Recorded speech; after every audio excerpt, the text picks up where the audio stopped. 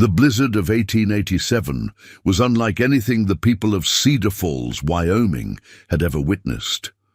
Snow fell in sheets so thick that the town's main street disappeared beneath a blanket of white that reached the second-story windows. The wind howled with such ferocity that it stripped paint from buildings and sent livestock seeking shelter in whatever refuge they could find. It was on this brutal December night that fate would bring together two souls whose love story would reshape the American West forever. Before we jump back in, tell us where you're tuning in from, and if this story touches you, make sure you're subscribed, because tomorrow I've saved something extra special for you. At precisely 11:47 p.m., the Union Pacific locomotive, number 429, came to a grinding halt at Cedar Falls Station, its massive iron wheels locked in place by ice that had formed faster than the crew could clear it. The train had been fighting the storm for 16 hours, crawling through mountain passes at a speed barely faster than a walking pace, its headlight cutting through the darkness like a desperate beacon searching for salvation. Among the passengers, trapped aboard, was Clara May Whitfield, a 24-year-old nurse from Boston who had been traveling west to accept a position at the Territorial Hospital in Sacramento. She pressed her face against the frost-covered window of the passenger car, watching the station platform emerge from the swirling snow like a ghost from another world. The small wooden building looked abandoned, its windows dark and unwelcoming. Against the storm's fury, Clara had been traveling for 6 days, her savings nearly depleted by the unexpected delays and additional expenses that had mounted. With each hour, the train fell further behind schedule. She wore her finest dress, a deep blue wool garment that had seemed appropriate for travel when she left Boston, but now felt woefully inadequate against the brutal cold that seemed to seep through the train car's walls. Her thin leather gloves, fashionable in the city, provided no protection against the numbing cold that had settled into her bones. The conductor, a grizzled man named Pete Morrison, who had been working the rails for 30 years, made his way through the passenger car. With news that would change everything, his weathered face bore the grim expression of someone delivering inevitable but unwelcome tidings. "Ladies and gentlemen," Morrison announced, his voice barely audible above the wind that rattled the car's windows, "I'm afraid we're going to be stuck here until this storm passes. Could be hours, could be days. The tracks ahead are completely blocked, and we can't get word through to the next station." Clara felt her heart sink as she calculated the implications. Her carefully planned journey had already consumed most of her traveling funds, and she had been counting on reaching Sacramento within the week to begin earning the salary that would sustain her. More immediately pressing was the fact that the train's heating system had been struggling against the cold, and the passenger car was becoming increasingly uncomfortable as the temperature outside continued to plummet. As the hours passed and the storm showed no signs of abating, Clara found herself in an increasingly desperate situation. The other passengers, mostly men traveling on business or family members with resources to weather the delay, had made arrangements with local residents or secured rooms at the town's small hotel. But Clara, traveling alone with limited funds and no connections in this remote Wyoming town, faced the terrifying prospect of spending the night in the unheated train car. By 2 a.m., the situation had become critical. The train's heating system had finally succumbed to the extreme cold, and frost was beginning to form on the interior walls of the passenger car. Clara wrapped herself in her traveling cloak and the thin blanket provided by the railroad, but the cold was relentless, seeping through every layer of clothing and threatening to overwhelm her body's ability to maintain warmth. It was then that she made the decision that would alter the course of her life forever. Rather than remain in the train car and risk freezing to death, Clara gathered her few belongings and stepped out onto the station platform, hoping to find some form of shelter or assistance in the small frontier town. The cold hit her like a physical blow, stealing her breath and immediately numbing her exposed skin. The wind whipped her dark hair across her face and threatened to knock her from her feet as she struggled toward the station building. Snow clung to her eyelashes and filled her mouth as she gasped for air in the thin mountain atmosphere. The station building, when she finally reached it, proved to be locked and apparently abandoned for the night. Clara pounded on the door with fists that had already lost feeling, calling out for help that she knew was unlikely to come. The town beyond the station appeared completely shut down, its buildings dark and silent against the storm. Desperation drove her to seek shelter beneath the station's covered platform, where she huddled against the building's wall in a futile attempt to escape the wind. Her traveling dress, soaked through with snow, clung to her body like ice, and she could feel her strength beginning to ebb as hypothermia set in. Her hands and feet had long since lost all sensation, and a dangerous drowsiness was beginning to cloud her thoughts. It was in this moment of complete vulnerability that Clara began to accept the possibility that she might not survive the night. She thought of her family back in Boston, of the letter she had written to her parents, describing her excitement about the new position in California, and of all the patients she would never have the chance to help. The irony was not lost on her that she, a trained nurse who had devoted her life to healing others, might die alone and helpless on a train platform in the middle of nowhere. Meanwhile, 3 miles outside of town at the sprawling Double Diamond Ranch, Millionaire cattle, Baron Jackson Cole Hartwell was conducting his own battle against the storm. At 31, Jackson had built one of the largest cattle operations in the Wyoming Territory through a combination of shrewd business sense, relentless hard work, and an uncanny ability to anticipate market trends that had made him one of the wealthiest men west of the Mississippi. The Double Diamond Ranch encompassed over 50,000 acres of prime grazing land, supporting herds that numbered in the thousands. Jackson's success had come not through inheritance or luck, but through years of calculated risks and personal sacrifice that had transformed him from a penniless orphan into one of the territory's most influential citizens. But on this particular night, Jackson's wealth and influence were powerless against the fury of nature. He had spent the evening in his ranch house office, poring over financial records and correspondence by lamplight, when the storm reached its peak intensity.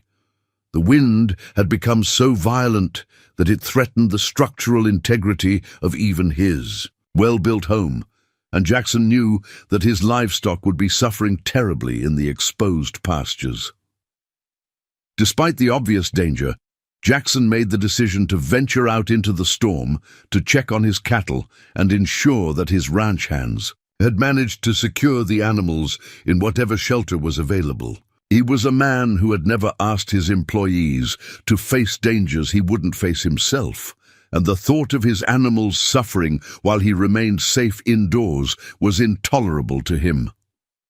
Jackson bundled himself in heavy winter clothing, including a thick buffalo coat that had served him well through many Wyoming winters, and made his way to the barn where he saddled Thunder, a massive black stallion that had been his companion through countless adventures across the territory. The horse was nervous and reluctant to leave the warmth of the stable, but Jackson's gentle but firm guidance convinced the animal to venture out into the night. The ride toward the winter pastures was treacherous, with snowdrifts that reached Thunder's chest and wind that threatened to unseat Jackson from his saddle. Visibility was virtually non-existent, and Jackson had to rely on his intimate knowledge of his own land and Thunder's sure-footed navigation to avoid the ravines and obstacles that could prove fatal in such conditions. After hours of searching through the storm, Jackson was relieved to discover that his ranch hands had successfully moved most of the cattle to sheltered areas near the ranch buildings. The animals were cold and miserable, but they would survive the night. It was while returning to the ranch house that Jackson made a decision that seemed insignificant at the time, but would prove to be the most important choice of his life. Rather than taking the direct route home, Jackson decided to check on the town of Cedar Falls, knowing that the storm might have caused problems for the residents and that his assistance might be needed. As one of the area's most prominent citizens, Jackson felt a responsibility to help his neighbors during times of crisis, and the severity of this particular storm suggested that people might be in genuine need of aid. The ride to town was even more challenging than his journey to check on the cattle, but thunder proved equal to the task, carrying Jackson through snowdrifts and across windswept terrain with the steadiness that had made the horse invaluable to the rancher's operations. As they approached Cedar Falls, Jackson could see the dim outline of the stranded train at the station, its cars looking like dark shadows against the white landscape. It was then that Jackson spotted something that made him urge thunder forward with sudden urgency. There, huddled against the station building like a bundle of discarded clothing, was a human figure, barely visible in the swirling snow. Jackson's heart raced as he realized that someone was trapped outside in conditions that would surely prove fatal within hours. Dismounting quickly, Jackson rushed toward the figure, his boots crunching through snow that reached his knees. As he drew closer, he could see that it was a young woman, her dark hair matted with ice and her clothing soaked through with melted snow. She was barely conscious, her lips blue with cold and her breathing shallow and irregular. "Miss, can you hear me?" Jackson called out, dropping to his knees beside Clara and immediately beginning to assess her condition. His years of ranch life had taught him to recognize the signs of severe hypothermia, and he knew that quick action was essential to save her life. Clara's eyes fluttered open at the sound of his voice, and she found herself looking into the concerned face of a stranger whose presence seemed too good to be true. Through the haze of cold and exhaustion, she could see that he was a large man with kind eyes and a weathered face that spoke of years spent working outdoors. His voice was deep and reassuring, cutting through the wind and the confusion that clouded her thoughts. "I'm going to get you out of here," Jackson said firmly, already removing his heavy buffalo coat and wrapping it around Clara's trembling form. The coat was enormous on her small frame, but its warmth was immediate and life-saving, providing the first relief from the cold that she had felt in hours. Without hesitation, Jackson lifted Clara into his arms, surprised by how light she felt, and alarmed by the way her body shook uncontrollably with cold. He carried her quickly to where Thunder waited, the horse standing patiently despite the storm's fury, and carefully mounted while keeping Clara secure in his arms. The ride back to the Double Diamond Ranch was a race against time, with Jackson urging Thunder forward while trying to protect Clara from the wind and snow that continued to assault them. Clara drifted in and out of consciousness during the journey, but she was vaguely aware of the strength of the arms that held her and the steady rhythm of the horse's movement beneath them. Jackson's ranch house emerged from the storm like a beacon of hope, its windows glowing with warm lamplight that promised safety and comfort. Jackson carried Clara directly inside, calling out for his housekeeper, Mrs. Elena Rodriguez, a capable woman who had managed his household for the past 5 years and whose practical skills extended far beyond domestic duties. "Mrs. Rodriguez," Jackson shouted as he carried Clara into the main parlor, where a fire blazed in the massive stone fireplace. "I need hot water, blankets, and anything you can find for warming someone who's nearly frozen to death." Eleanor appeared immediately, her experienced eyes taking in the situation at a glance. She was a woman in her 50s, who had raised 6 children of her own and possessed the kind of practical wisdom that came from years of dealing with medical emergencies on the frontier. Without asking questions, she began preparing what would be needed to treat severe hypothermia. Jackson laid Clara gently on the sofa near the fireplace, carefully removing the wet clothing that threatened to continue cooling her body. Elena took charge of the situation with the efficiency of someone who had dealt with similar emergencies before, wrapping Clara in warm, dry blankets and beginning the careful process of gradually raising her body temperature. "She's in bad shape," Elena observed quietly as she worked. "Another hour out there and we would have lost her. What's her name? Where did you find her?" Jackson realized that in his urgency to save the woman's life, he had never learned her identity. "I found her at the train station, nearly frozen to death. The train must be stranded by the storm." He watched anxiously as Elena continued her ministrations, noting the way Clara's breathing was beginning to stabilize and how some color was returning to her pale cheeks. It was then that Clara's eyes opened fully for the first time since Jackson had found her. She looked around the unfamiliar room with confusion, taking in the luxurious furnishings, the warmth of the fire, and the faces of the two strangers who had apparently saved her life. "Where am I?" she asked weakly, her voice barely above a whisper. Jackson moved closer to the sofa, his expression gentle and reassuring. "You're safe now. I'm Jackson Hartwell, and this is Mrs. Rodriguez. I found you at the train station during the storm. You nearly froze to death out there." Clara tried to sit up, but Elena gently pressed her back down onto the cushions. "You need to rest and get warm," the housekeeper said firmly. "You're not going anywhere until this storm passes, and you've recovered your strength." As Clara lay there, gradually warming and beginning to comprehend what had happened to her, she studied the face of the man who had saved her life. Jackson Hartwell was unlike any man she had ever encountered. His features were rugged and weathered by years of outdoor work, but his eyes held a kindness and intelligence that spoke of depth beneath the rough exterior. He was clearly a man of means, judging by the quality of his home and the deference shown to him by his housekeeper, but there was nothing pretentious or condescending in his manner. "I'm Clara Whitfield," she managed to say, her voice growing stronger as warmth returned to her body. "I was traveling to California to take a position as a nurse at a hospital in Sacramento. The train was stranded by the storm, and I didn't have anywhere to go." Jackson nodded, understanding immediately the desperate circumstances that had led to her nearly fatal exposure to the elements. "Well, Miss Whitfield, you're welcome to stay here until the storm passes and the trains are running again. It's the least I can do."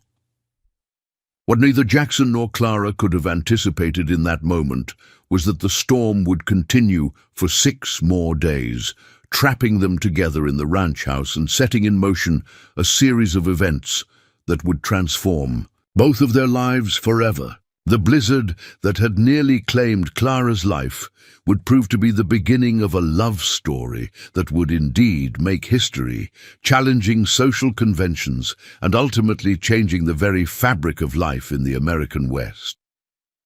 As Clara settled into the warmth and safety of Jackson's home, she had no way of knowing that she would never reach Sacramento, never take the nursing position she had traveled so far to accept, and never return to the life she had planned for herself in California. Instead, she was about to embark on an adventure that would test everything she believed about love, social class, and the possibilities that existed for a determined woman in the frontier territories of America. Preparing and narrating this story took us a lot of time, so if you are enjoying it, subscribe to our channel. It means a lot to us. Now back to the story. The first rays of dawn struggled through the frost-covered windows of the Double Diamond Ranch, casting pale shadows across the parlor where Clara had spent the night recovering from her brush with death. The blizzard continued its relentless assault on the Wyoming landscape, but inside Jackson's home, a different kind of storm was brewing as two worlds collided in ways neither had anticipated. Clara awakened to the unfamiliar luxury of Egyptian cotton sheets and down pillows, a stark contrast to the boarding house accommodations she had grown accustomed to during her nursing training in Boston.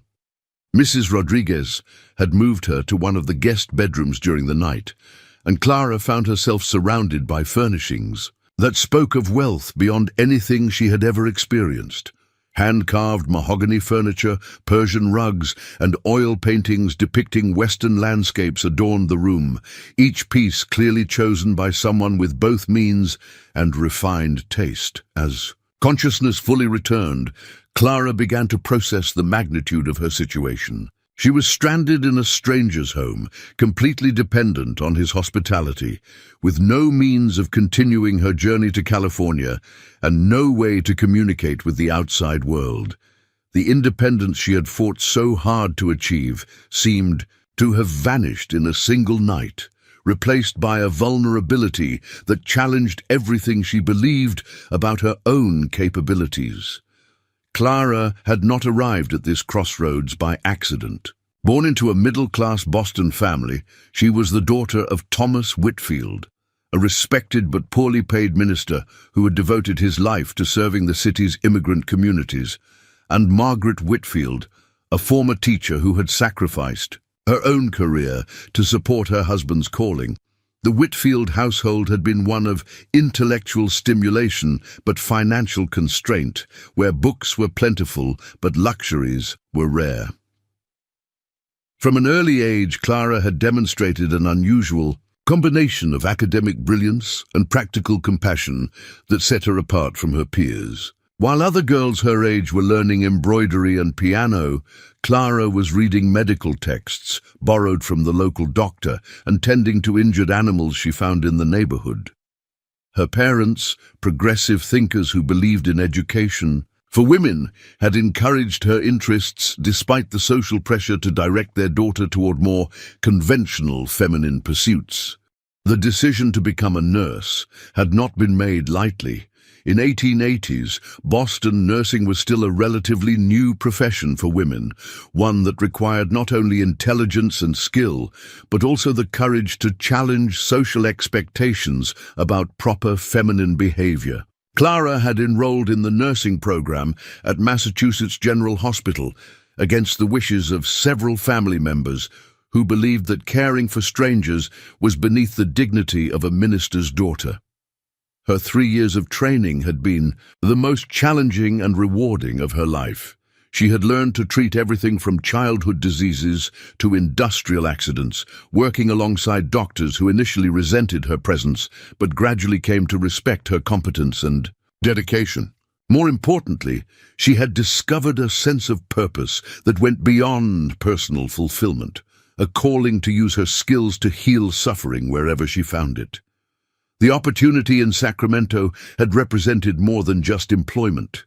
It was Clara's chance to prove that a woman could build an independent life on the frontier, contributing to the development of new communities while maintaining her professional identity. The salary offered by the territorial hospital was modest, but sufficient to support herself comfortably, and the work would have allowed her to help establish medical care in a region desperately in need of qualified practitioners. Now, as Clara sat in Jackson's guest bedroom, wearing borrowed clothing and completely dependent on his charity, all of those carefully laid plans seemed as distant as the California sunshine she would never see. The irony was bitter. In trying to claim her independence, she had ended up more dependent on a man's goodwill than she had ever been in her life. Meanwhile, Jackson stood in his study, staring out at the continuing blizzard while wrestling with emotions he had never expected to experience. The presence of Clara Whitfield in his home had awakened feelings he had deliberately suppressed for years, forcing him to confront the carefully constructed isolation that had defined his adult life. Jackson's path to wealth and prominence had been forged through personal tragedy and relentless determination. Born to homesteaders who had arrived in Wyoming territory with nothing but dreams and determination, He had learned early that survival on the frontier required both physical toughness and mental resilience. His parents, David and Sarah Hartwell, had claimed their land under the Homestead Act, building a modest farm on what would later become part of the Double Diamond Ranch. The harsh realities of frontier life had shaped Jackson's character from childhood.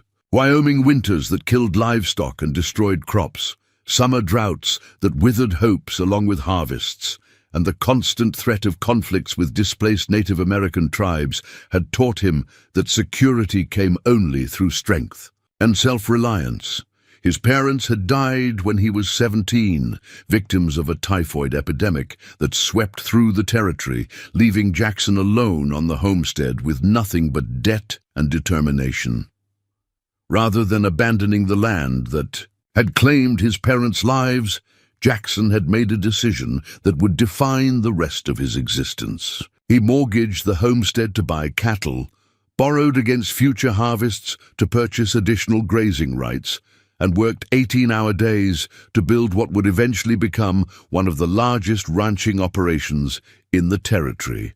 Every risk had been calculated, every decision made with the cold logic of survival rather than emotion. The success that followed had been spectacular but costly. By the age of 30, Jackson owned more land than some eastern states, employed dozens of ranch hands, and maintained business relationships with cattle buyers from Chicago to San Francisco. His financial acumen had extended beyond ranching, into banking, mining, and railroad investments that had multiplied his wealth exponentially. Politicians sought his endorsement, businessmen courted his partnership, and society matrons in Denver and Cheyenne competed to host him at their social gatherings. But wealth and success had come at the price of personal isolation.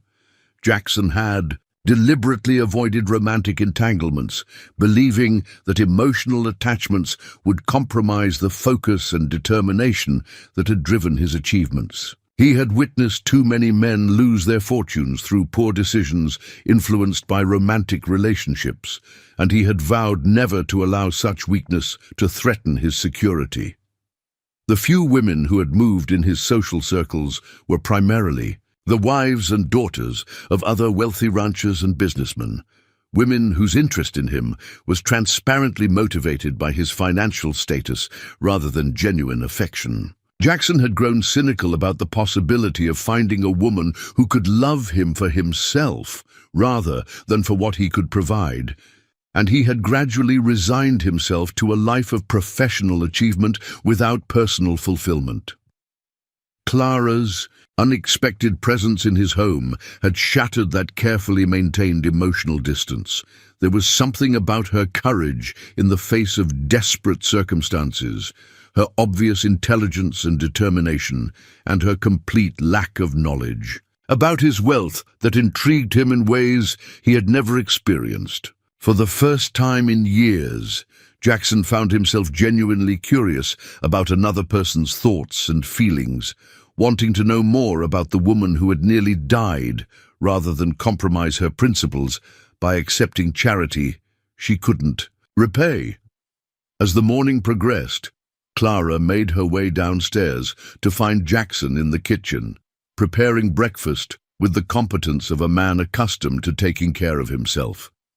This domestic scene surprised her. In Boston, wealthy men were waited upon by servants and would never be found performing such mundane tasks. Jackson's willingness to cook his own meals spoke of a different kind of character, one shaped by necessity rather than entitlement. "Good morning, Miss Whitfield," Jackson said, looking up from the cast-iron skillet where bacon sizzled over the wood-burning stove. "I hope you slept well?" "Mrs. Rodriguez had to return to her own family to check on them during the storm. So I'm afraid. You're stuck with my cooking until she returns." Clara felt heat rise in her cheeks, embarrassed by her continued dependence on his hospitality. "Mr. Hartwell, I can't continue to impose on your kindness. Surely there must be some way for me to contribute to my keep while I'm stranded here." Jackson turned to study her face, noting the determined set of her jaw and the proud tilt of her chin. He recognized the struggle between gratitude and independence that was clearly tormenting her, having experienced similar conflicts during his own rise from poverty to prosperity. "Miss Whitfield," he said carefully, "you're recovering from a serious case of hypothermia. The last thing you need to worry about is earning your keep. Besides, this storm shows no signs of letting up, and even when it does, it will be days before the railroad can clear the tracks. You're going to be here for a while, whether we like it or not." The practical reality of her situation settled over Clara like a weight. Her carefully planned journey to independence had been derailed by circumstances beyond her control, leaving her trapped in a situation that challenged everything she believed about proper behavior between unmarried men and women. In Boston society, a single woman staying unchaperoned in a bachelor's home would be grounds for social ostracism, regardless of the circumstances that had led to such impropriety. "Mr. Hartwell," Clara said, choosing her words carefully, "I appreciate your rescue and your hospitality more than I can express. But surely you understand that my continued presence here without proper chaperonage could damage both our reputations. People will talk, and in a small community like Cedar Falls, such talk can be devastating." Jackson poured coffee into 2 cups, considering her concerns. The truth was that he had already thought about the social implications of Clara's presence in his home, but he had dismissed them as less important than her safety and well-being. His wealth and position in the community provided him with a certain immunity from gossip, but Clara had no such protection. "Miss Whitfield," Jackson replied, "I've learned that people will talk regardless of what we do or don't do. The only thing that matters is what we know to be true about ourselves and our actions. You're here because I couldn't leave you to freeze to death, and you'll stay here as long as necessary because it's the right thing to do. Anyone who wants to make something improper out of that can answer to me." The quiet authority in Jackson's voice revealed something about his character that Clara had not previously recognized. This was a man accustomed to making decisions and standing by them, regardless of social pressure or conventional expectations. His willingness to defend her reputation at potential cost to his own spoke of an integrity that challenged her assumptions about wealthy men and their motivations. As they shared breakfast in the warm kitchen while the storm raged outside, Clara found herself studying Jackson with the same careful attention she had once devoted to her medical textbooks. Everything about him contradicted her expectations of how a millionaire should behave. He ate simple food with obvious enjoyment, spoke without pretension or artificial refinement, and treated her with a respect that had nothing to do with her social status or financial circumstances. "Tell me about your family," Jackson said as they finished eating. "They must be worried about your safety with this storm and the train delays." Clara's expression grew wistful as she thought of her parents back in Boston. "My father is a minister, and my mother was a teacher before she married. They supported my decision to become a nurse, even though some members of our congregation thought it was inappropriate for a minister's daughter to work in a hospital. They'll be worried when they don't receive my letter from Sacramento as planned." Jackson noted the past tense she used when describing her mother's career, recognizing the sacrifice that many women made when they married. "And they approved of your decision to travel to California alone?" "They understood that it was my best opportunity to use my training in a place where medical care is desperately needed," Clara replied. "Frontier communities need qualified nurses, and I wanted to be part of building something important rather than just maintaining what already existed." The passion in Clara's voice when she spoke about her work impressed Jackson. He had known many people who worked for money or social position, but few who were driven by a genuine desire to serve others. Her commitment to helping people, even at personal cost, reminded him of qualities he had once possessed but had gradually suppressed in his pursuit of financial success. "What made you choose nursing?" Jackson asked, genuinely curious about the experiences that had shaped her character. Clara was quiet for a moment, remembering the moment when her calling had first revealed itself. "When I was 12, there was a terrible fire in our neighborhood. A tenement building collapsed and many people were injured. I watched the doctors and nurses working to save lives, and I realized that there was no more important work in the world than healing suffering. I wanted to be part of that mission." The sincerity of her response moved Jackson in ways he hadn't expected.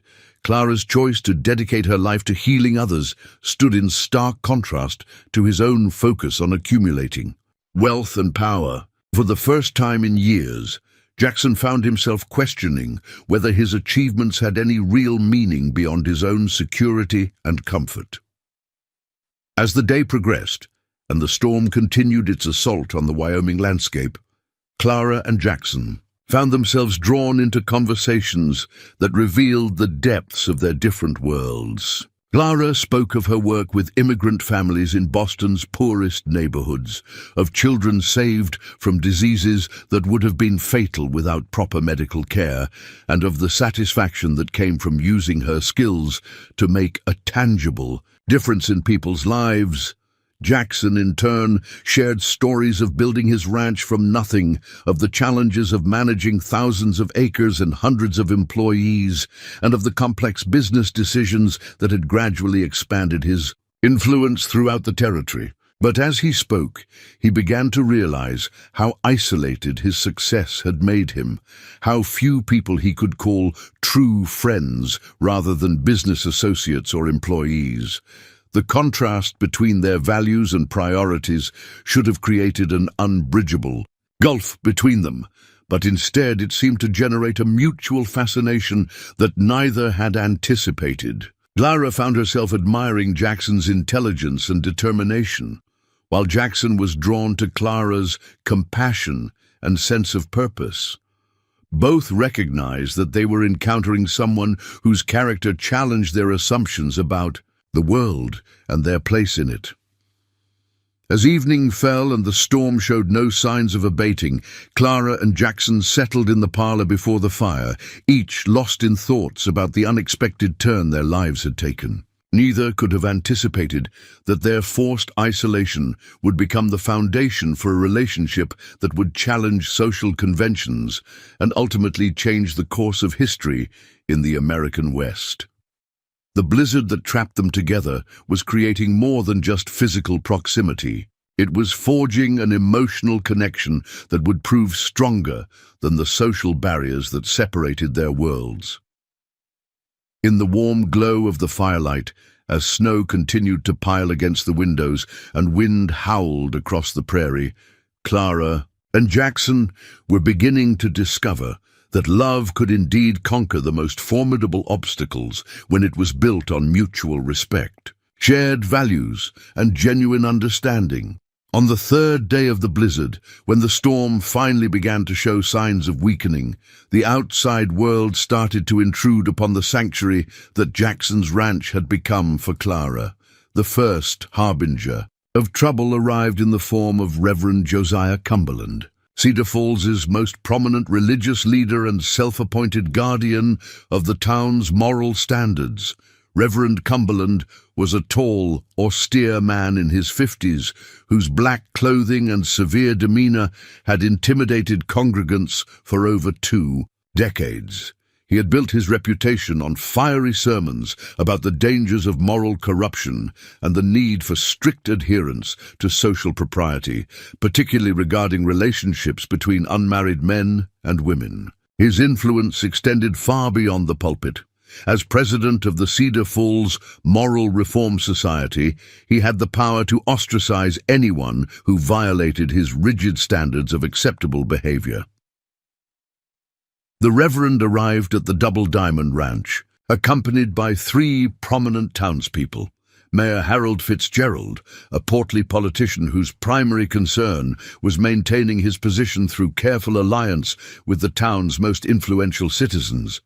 Mrs. Prudence Blackwood, the banker's wife and undisputed leader of Cedar Falls Society, and Dr. Silas Thornton, the town's only physician and a man whose medical practice depended entirely on maintaining the good opinion of his wealthy patients. Jackson met them at the front door, his expression carefully neutral, despite the anger building in his chest. He had anticipated that Clara's presence in his home would eventually attract unwanted attention, but he had hoped to have more time before facing the inevitable confrontation with the town's moral authorities. "Reverend Cumberland," Jackson said, with cool politeness, "what brings you out in such weather?" The Reverend's piercing grey eyes surveyed Jackson with obvious disapproval. "Mr. Hartwell, I believe you know why we're here. Word has reached town about the situation involving yourself and a young woman of questionable reputation. As leaders of this community, we have a responsibility to address moral impropriety wherever we find it." Jackson felt his jaw tighten at the casual slander of Clara's character.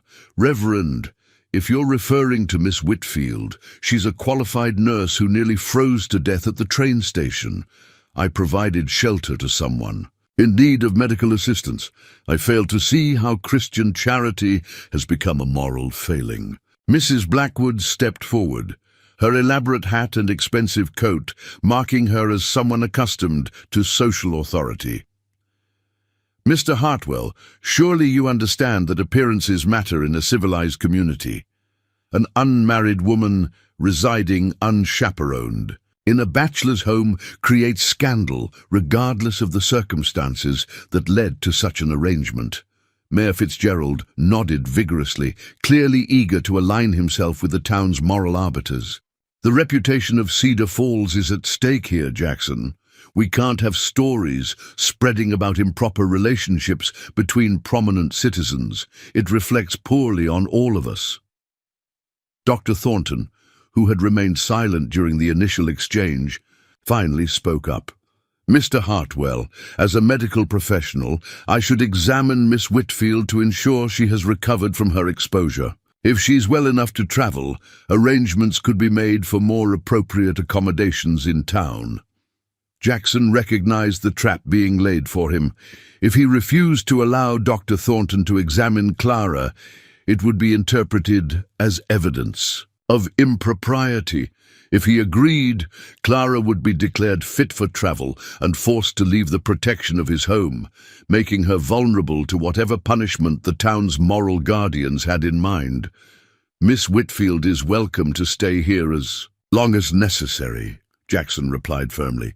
"She's under no obligation to submit to examination or to justify her presence to anyone." From the top of the staircase, Clara had been listening to the conversation with growing alarm. She understood immediately that her presence at the ranch had created exactly the kind of scandal she had feared, and that Jackson was now paying the price for his kindness. The knowledge that her reputation was being attacked was painful, but the realization that Jackson's standing in the community was being threatened because of her was unbearable.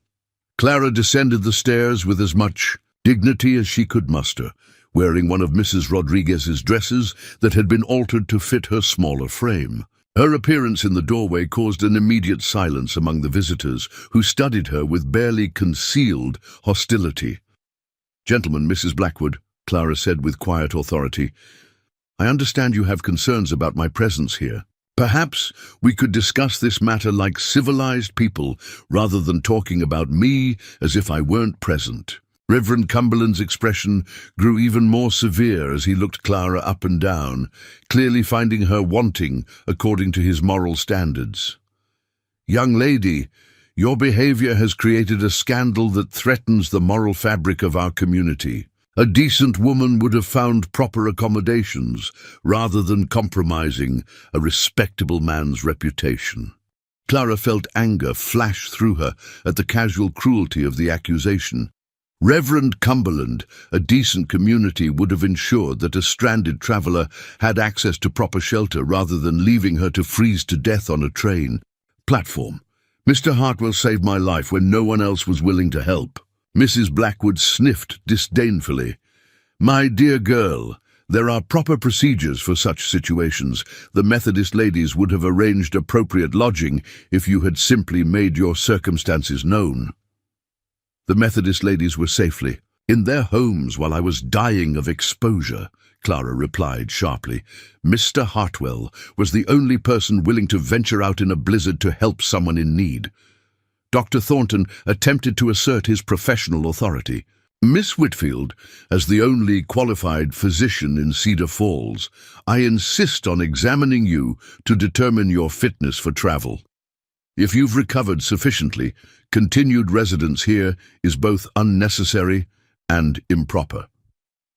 Clara's nursing training had taught her to recognize medical incompetence, and she had observed enough during her brief time in town to question Dr. Thornton's qualifications. His breath smelled of alcohol, even in the morning. His hands shook noticeably, and his general appearance suggested a man whose medical practice was more about social position than healing skills. Dr. Thornton, Clara said with professional coolness, I appreciate your concern, but as a trained nurse, I'm quite capable of assessing my own recovery. I will not be submitting to examination by someone whose medical credentials I have reason to question. The insult to Dr. Thornton's professional competence sent shockwaves through the group of visitors. In Cedar Falls, challenging the authority of established leaders was simply not done, particularly by someone as vulnerable as a stranded female traveler. Clara had just committed an act of defiance that would have far-reaching consequences.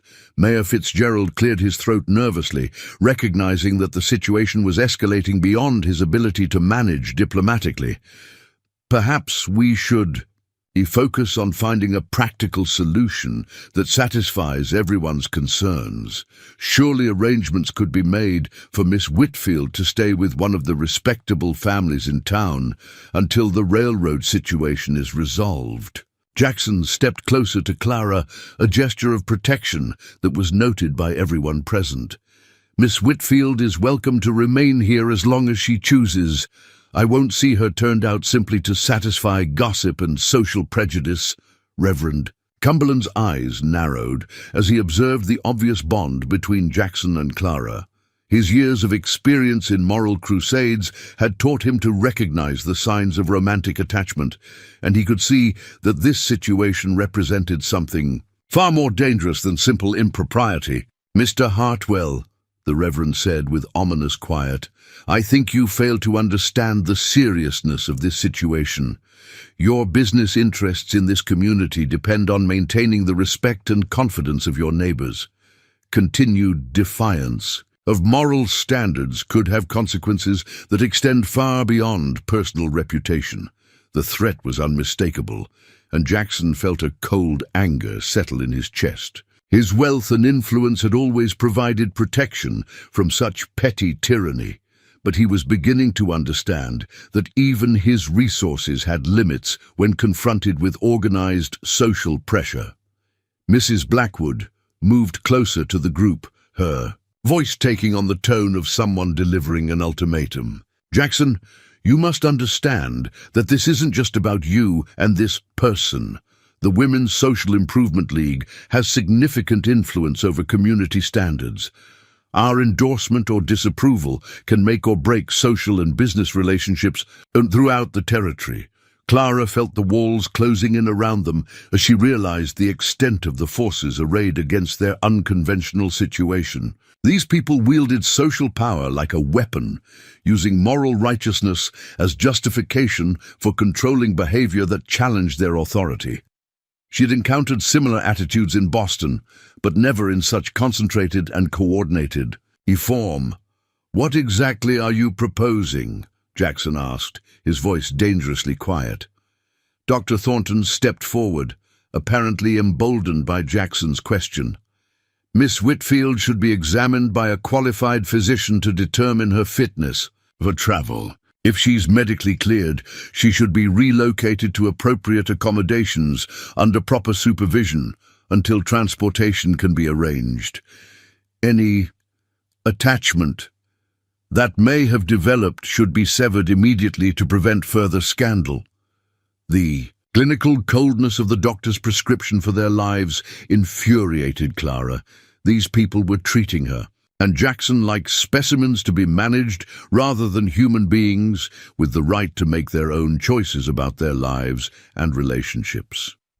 "And if we refuse?" Clara asked, looking directly at Reverend Cumberland. The Reverend's smile was thin and predatory. "Then you would face the consequences of defying community standards. Mr. Hartwell's business relationships would suffer as decent people distance themselves from scandal. His banking connections, cattle contracts, and political influence would all be subject to reconsideration. As for you, Miss Whitfield, your reputation would be destroyed throughout the territory. No respectable hospital or medical practice would employ a woman of questionable moral character." Jackson felt rage building inside him as he listened to the systematic threats being laid out against Clara's future.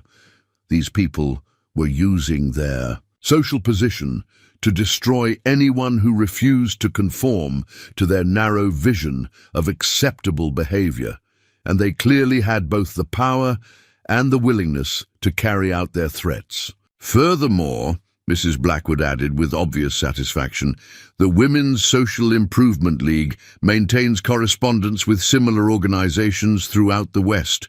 Word of Miss Whitfield's situation would follow her wherever. She attempted to practice nursing. Her career would be effectively ended. Clara felt the blood drain from her face as the implications of Mrs. Blackwood's threat sank in. These people had the power to destroy not just her immediate situation, but her entire professional future. Years of training and dedication could be wiped out by gossip and social pressure, leaving her with no means of supporting herself or contributing to the medical profession she loved. Mayor Fitzgerald attempted to soften the harshness of the ultimatum with false concern. "Of course, we hope it won't come to that.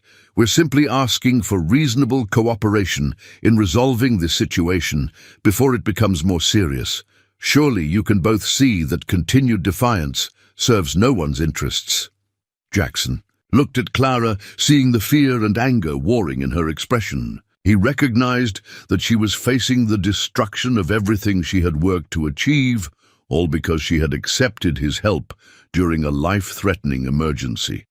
The injustice of the situation infuriated him, but he also understood the very real power that these people wielded in their small community. "I need time to consider your suggestions," Jackson said finally, his voice carefully controlled. Reverend Cumberland nodded with grim satisfaction. "Of course, but don't take too long, Mr. Hartwell. Every day this situation continues, the damage to community standards grows worse. We'll expect your decision by tomorrow evening." After the delegation left, Jackson and Clara stood in the parlor, both struggling to process the scope of the threat they faced.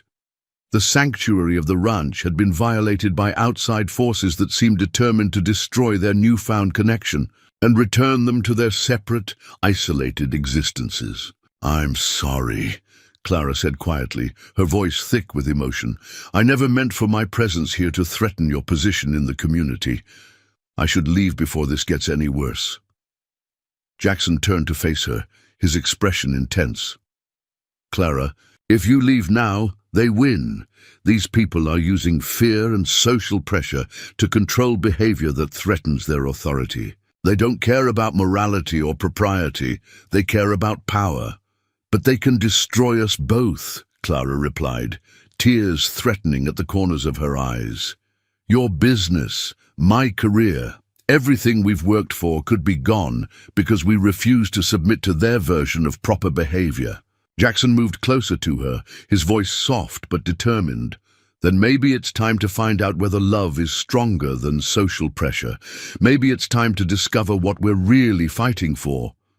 The battle lines had been drawn, and Clara and Jackson found themselves facing a choice that would determine not just their own futures, but the very nature of their relationship. The system that governed social behavior in their world was arrayed against them, backed by economic power and moral authority that seemed insurmountable. But as they stood together in the fading light of the afternoon, both realized that something precious had been born between them during their days of isolation, something worth fighting for, regardless of the cost. The question now was whether their courage would prove equal to the forces that sought to tear them apart. The morning after Reverend Cumberland's ultimatum dawned crisp and clear, the first day without snow in nearly a week. Jackson stood at his office window, watching the sun paint the Wyoming landscape in brilliant gold, while wrestling with decisions that would reshape his entire existence. The pristine beauty of the scene contrasted sharply with the turmoil in his mind, as he contemplated the forces arrayed against him and Clara. It was then that Jackson spotted an unexpected visitor approaching the ranch. A lone rider was making his way up the drive, moving with the confident ease of someone familiar with both horses and harsh terrain. As the figure drew closer, Jackson recognized Marcus Ironcloud, a Lakota man who had become one of the most respected guides and interpreters in the territory. Marcus was a man of perhaps 40 years, with weathered features that spoke of a life spent outdoors and intelligent dark eyes that missed nothing of what occurred around him. He had served as a bridge between the Native American tribes and the white settlers for over a decade, earning respect from both communities through his fairness, wisdom, and uncanny ability to find solutions to seemingly impossible problems. Jackson met Marcus at the front door, genuinely pleased to see someone he considered a friend rather than another representative of social authority. "Marcus, what brings you out here? I thought you were guiding survey teams up in the Bighorn Mountains." Marcus dismounted with fluid grace, his expression serious but not unfriendly. "I finished that job early and heard interesting stories in town about your situation, Jackson. Thought it might be time for an old friend to pay a visit."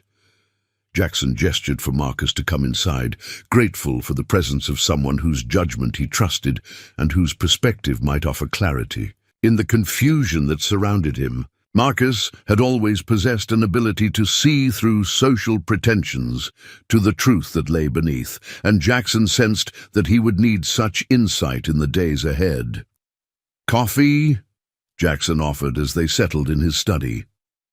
Marcus nodded, then got directly to the point.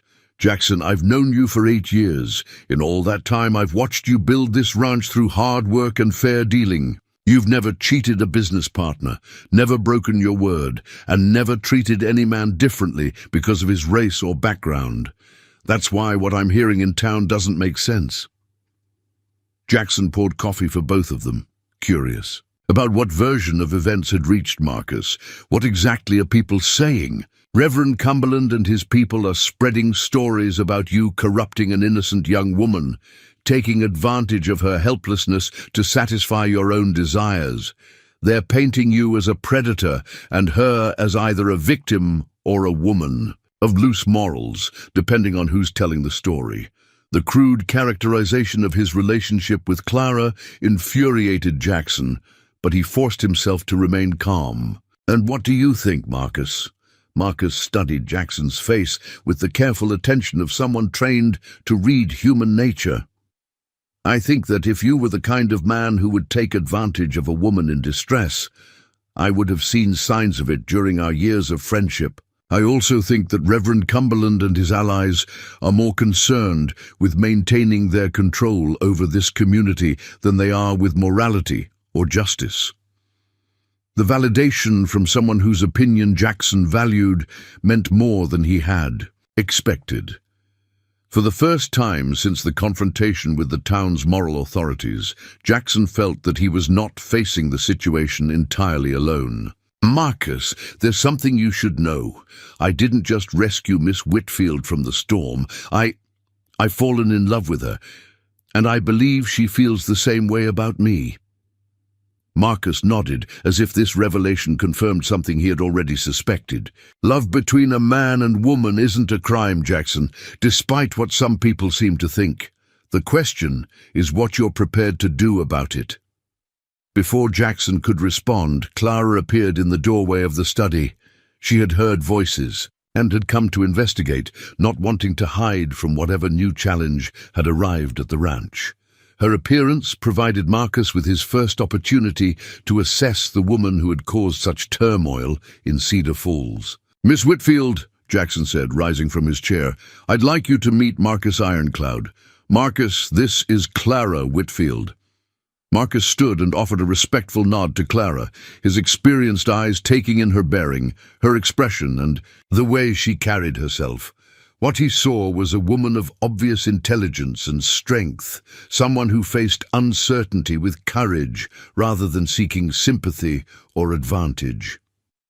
"Mr. Ironcloud," Clara said with genuine warmth, "Jackson has spoken. Of you often, he holds you in high regard. The feeling is mutual, Miss Whitfield. Though I have to say, your presence here has certainly stirred up the hornet's nest in town." Clara's expression grew troubled. "I'm afraid my situation has created problems for Jackson that he doesn't deserve. I never intended for my presence here to damage his reputation or threaten his business interests." Marcus studied the interaction between Clara and Jackson, noting the obvious affection and respect that flowed between them. In his experience, genuine emotional connections were rare and precious, not something to be sacrificed to social prejudice or political convenience. "Miss Whitfield," Marcus said thoughtfully, "in my culture, we believe that when the spirits bring two people together during a time of great danger, it's a sign that their destinies are connected. The storm that nearly took your life also brought you to Jackson. Perhaps that's not an accident." Clara felt a warmth spread through her chest at Marcus's words. Since arriving at the ranch, she had been struggling with guilt over the complications her presence had created, but Marcus's perspective offered a different way of understanding her situation. "Mr. Ironcloud," Clara said carefully, "do you believe it's possible for love to overcome the kind of social pressure we're facing?" Marcus was quiet for a long moment, considering not just her question, but the larger implications of what was happening in Cedar Falls. "Miss Whitfield, I've seen love conquer hatred, prejudice, and even war, but I've also seen it destroyed by fear and social pressure when people aren't willing to fight for what they believe in." Jackson leaned forward in his chair, sensing that Marcus had more to say about their situation. "What are you thinking, Marcus?" "I'm thinking that you two aren't the only people in this territory who are tired of being told how to live their lives by self-appointed moral authorities. I'm also thinking that Reverend Cumberland and his allies might have made a mistake by pushing this too far." Clara looked puzzled. "What do you mean?" Marcus smiled, the expression transforming his weathered features. "I mean that there are other people in Cedar Falls and the surrounding area who have their own reasons for resenting the moral reform society's interference in their lives. People who might be willing to stand with you if they thought there was a chance of success." Jackson felt a spark of hope kindle in his chest. "Are you talking about organizing opposition to Cumberland and his allies?" "I'm talking about reminding this community that there are more ways to live a moral life than following Reverend Cumberland's narrow rules. I'm talking about people who believe in judging others by their actions rather than their compliance with social expectations." Marcus stood and moved to the window, looking out at the clear Wyoming sky. "Jackson, you've helped a lot of people over the years. Families whose ranches were failing, workers who needed jobs, business owners who needed fair loans. You've never asked for anything in return, but that doesn't mean people have forgotten your kindness." Clara felt her heart begin to race as she realized what Marcus was suggesting.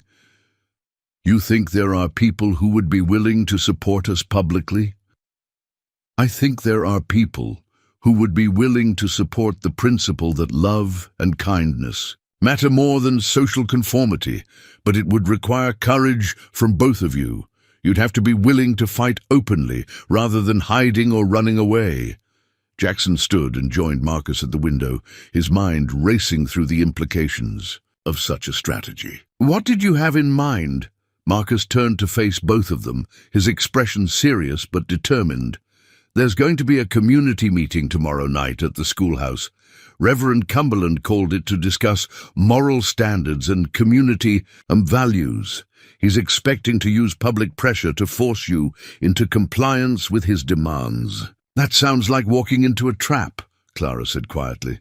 It would be, Marcus agreed, if you went alone and unprepared. But what if you didn't go alone?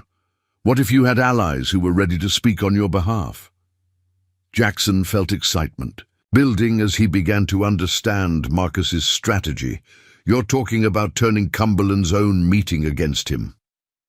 I'm talking about giving the decent people of this community a chance to choose between fear and courage, between conformity and justice. But it would require both of you to tell your story honestly and let people judge for themselves. Clara felt a mixture of terror and hope at the prospect Marcus was describing. The idea of facing the entire community in public forum was terrifying. But it also offered the possibility of vindication and the chance to fight back against the forces that sought to destroy her future. Who would stand with us? Jackson asked. Marcus pulled a folded paper from his jacket pocket. I've already spoken to several people. Sarah Martinez, whose husband you helped when his freight business was failing. Thomas and Beth Coleman, whose son you saved from drowning last summer. Jim Hawkins, whose ranch you saved from foreclosure. Elena Santos, whose family you protected when they faced discrimination from some of the town's less tolerant citizens. As Marcus read the names, Jackson felt a growing sense of amazement. He had helped these people during various crises over the years, never expecting anything in return, and certainly never imagining that such acts of kindness would create a network of allies during his own time of need. There are others, Marcus continued, people who are tired of being told how to think and feel by a small group of self-appointed moral guardians. People who believe that actions matter more than appearances, and that love deserves protection rather than persecution. Clara felt tears of gratitude welling in her eyes as she realized that she and Jackson were not as alone as they had believed. These people would really be willing to stand up to Reverend Cumberland and his allies? They would if they knew they weren't standing alone, Marcus replied. Fear is powerful, but it loses much of its strength when people stand together. Cumberland's authority depends on people believing that everyone agrees with him. Once that illusion is shattered, his power begins to crumble. Jackson moved to stand beside Clara, taking her hand in a gesture that felt natural despite the uncertainty of their situation. What would we need to do? Marcus outlined his strategy with the precision of someone who had spent years navigating complex political and social situations. First, you need to decide whether you're willing to commit to each other publicly. This only works if people can see that what you have is real love, not a casual attraction or temporary infatuation. Clara and Jackson looked into each other's eyes, both recognizing that Marcus was asking them to make a declaration that would change their lives forever. The love that had grown between them during their days of isolation would have to be proclaimed before their entire community, making them vulnerable to judgment and potential ridicule. I love Clara, Jackson said quietly, his voice steady despite the magnitude of what he was declaring. I want to marry her and build a life together regardless of what anyone else thinks about our relationship. Clara felt her heart soar at Jackson's public declaration of his feelings. I love Jackson too, she said, her voice growing stronger with each word. He saved my life and showed me what real kindness and courage look like. I would be honored To be his wife, Marcus nodded with satisfaction, having seen what he needed to see in their responses. Good. People can sense genuine emotion, and they'll respond to it if given the chance. Now for the second part of the strategy. Marcus explained that each of their allies would speak at the community meeting, sharing stories of Jackson's character and contributions to the community. They would challenge the narrative that Reverend Cumberland was trying to create, presenting evidence of Jackson's integrity and Clara's courage. But most importantly, Marcus said, you'll have the chance to tell your own story, to explain how you met, why you fell in love, and what you want to build together. You'll give people the opportunity to choose between fear and hope, between judgment and acceptance. Clara felt a surge of determination as she contemplated the battle ahead. And if we lose, if the community chooses to support Cumberland's version of morality, Marcus's expression grew grave. Then you'll know that this isn't the place where your love can flourish, and you'll have to find somewhere else to build your life together. But at least you'll have fought for what you believe in, rather than surrendering without a battle. Jackson squeezed Clara's hand, feeling her strength and courage flowing through the connection between them. We'll do it, he said firmly. We'll tell our story and trust the community to judge us fairly. As the three of them spent the afternoon planning their strategy for the community meeting, Clara and Jackson felt a transformation taking place within themselves.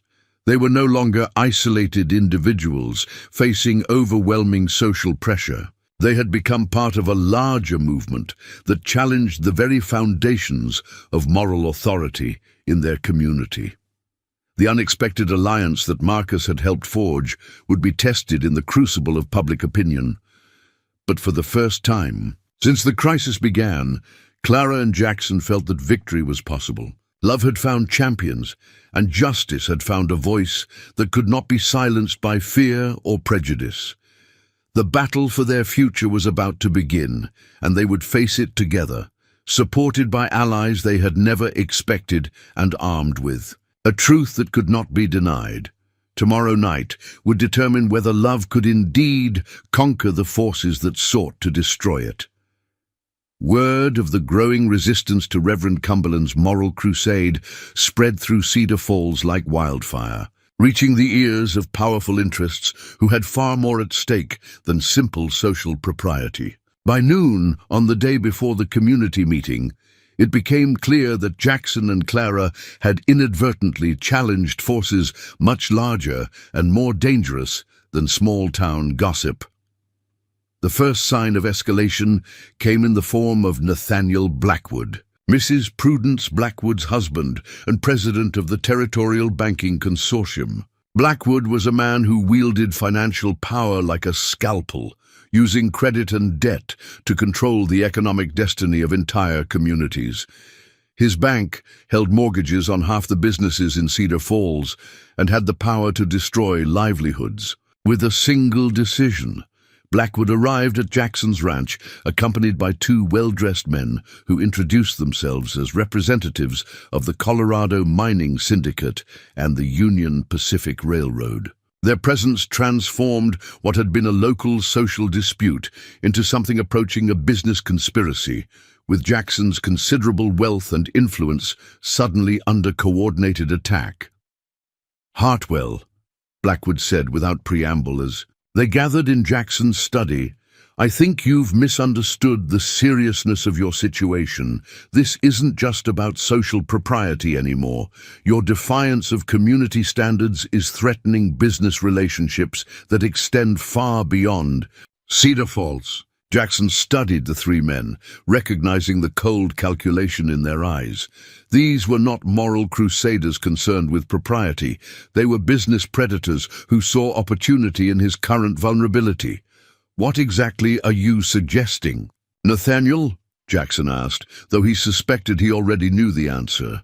Harrison Webb, the railroad representative, pulled out a leather portfolio filled with official-looking documents. "Mr. Hartwell, the Union Pacific has been reconsidering our shipping contracts with ranchers in this territory.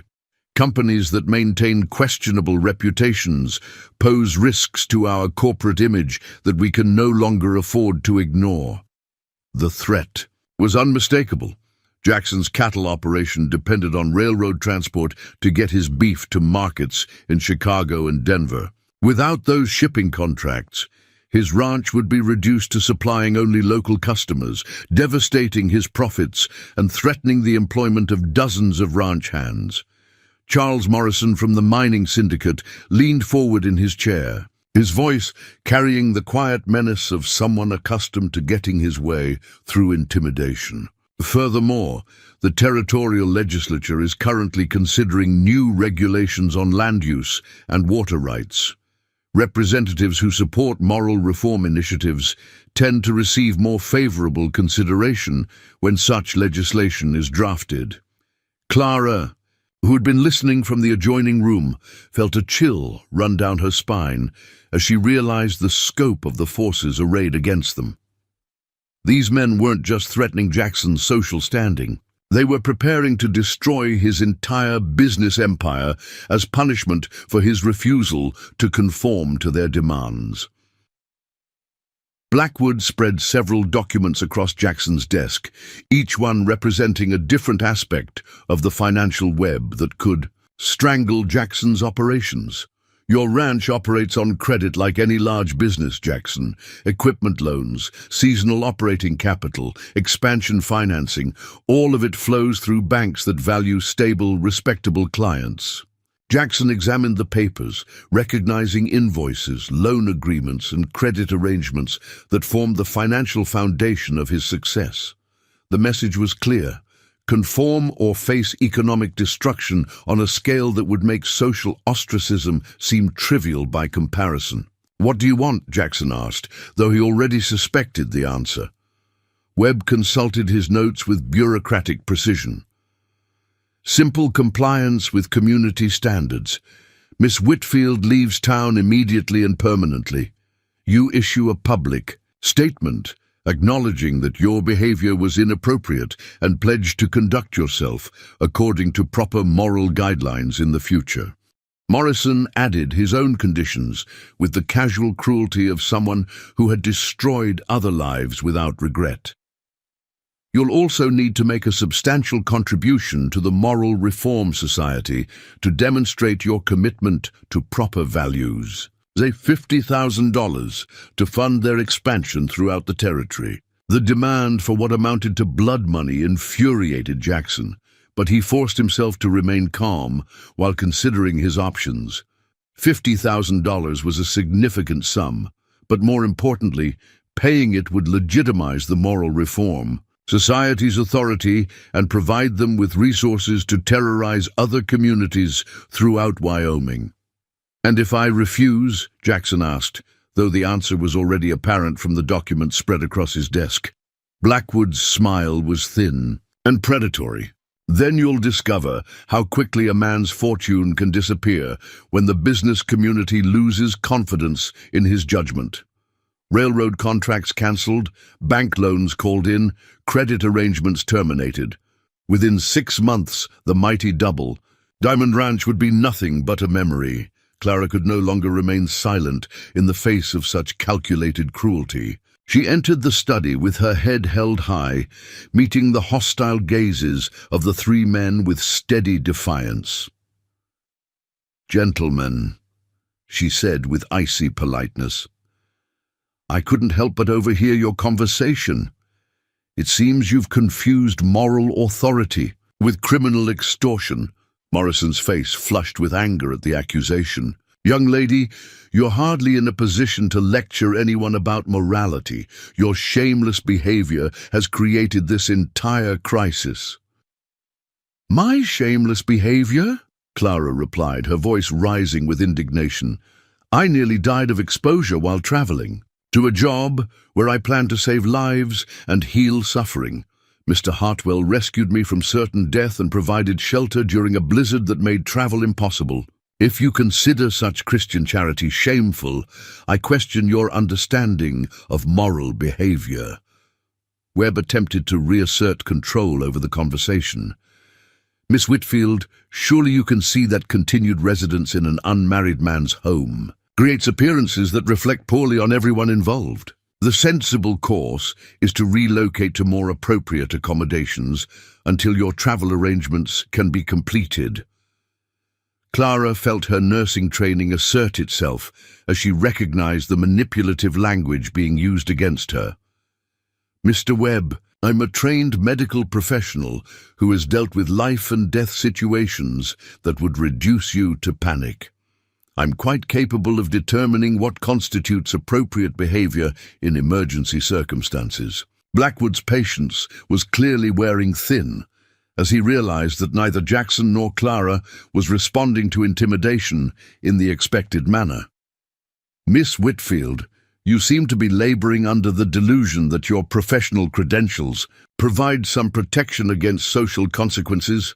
Let me disabuse you of that notion immediately. He pulled another document from his briefcase, this one bearing the letterhead of the Territorial Medical Board.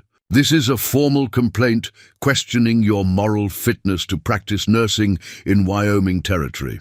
Similar complaints will be filed with medical boards throughout the West, effectively ending your career regardless of where you attempt to relocate.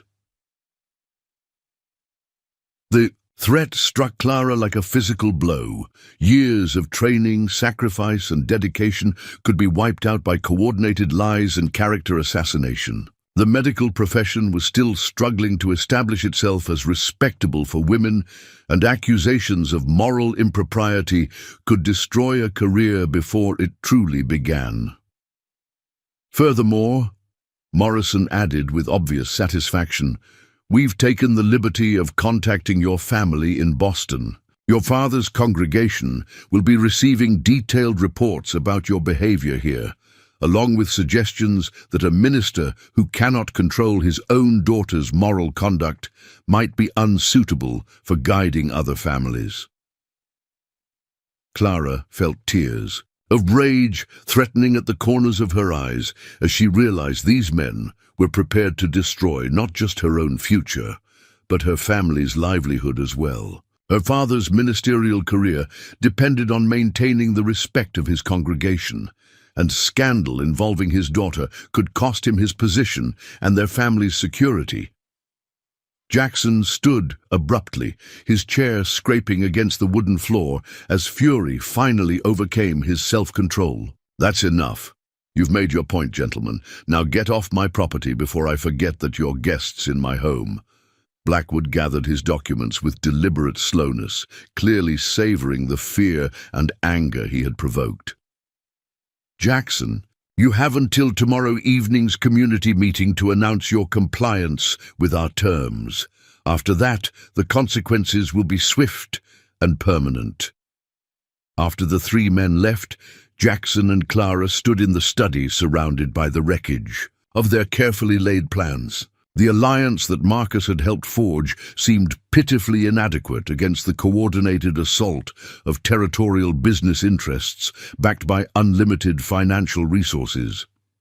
They're going to destroy everything, Clara said quietly, her voice thick with despair. Your ranch, my career, my family's reputation, all because we dared to fall in love. Jackson moved to her side, taking her hands in his own, despite the trembling that betrayed his own fear. Clara, we knew this wouldn't be easy, but we can't let them win through intimidation and threats. Jackson, be realistic, Clara replied, pulling away from him in her anguish. These aren't small-town busybodies trying to enforce social customs. These are powerful men with the resources to carry out their threats. They can destroy both of us without breaking a sweat. The sound of hoofbeats outside interrupted their conversation, and both Jackson and Clara felt their hearts sink at the prospect of facing another wave of threats and ultimatums.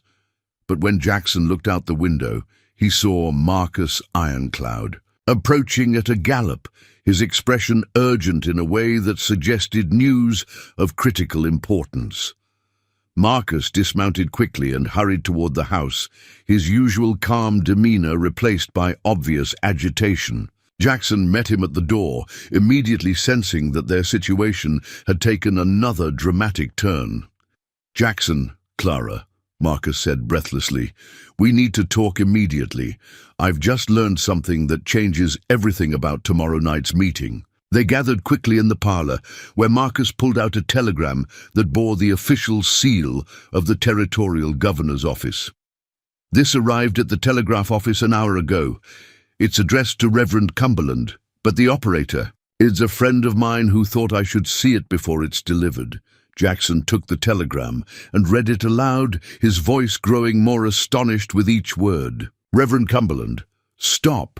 Congressional investigation into territorial business practices requires immediate suspension of all intimidation activities. Stop.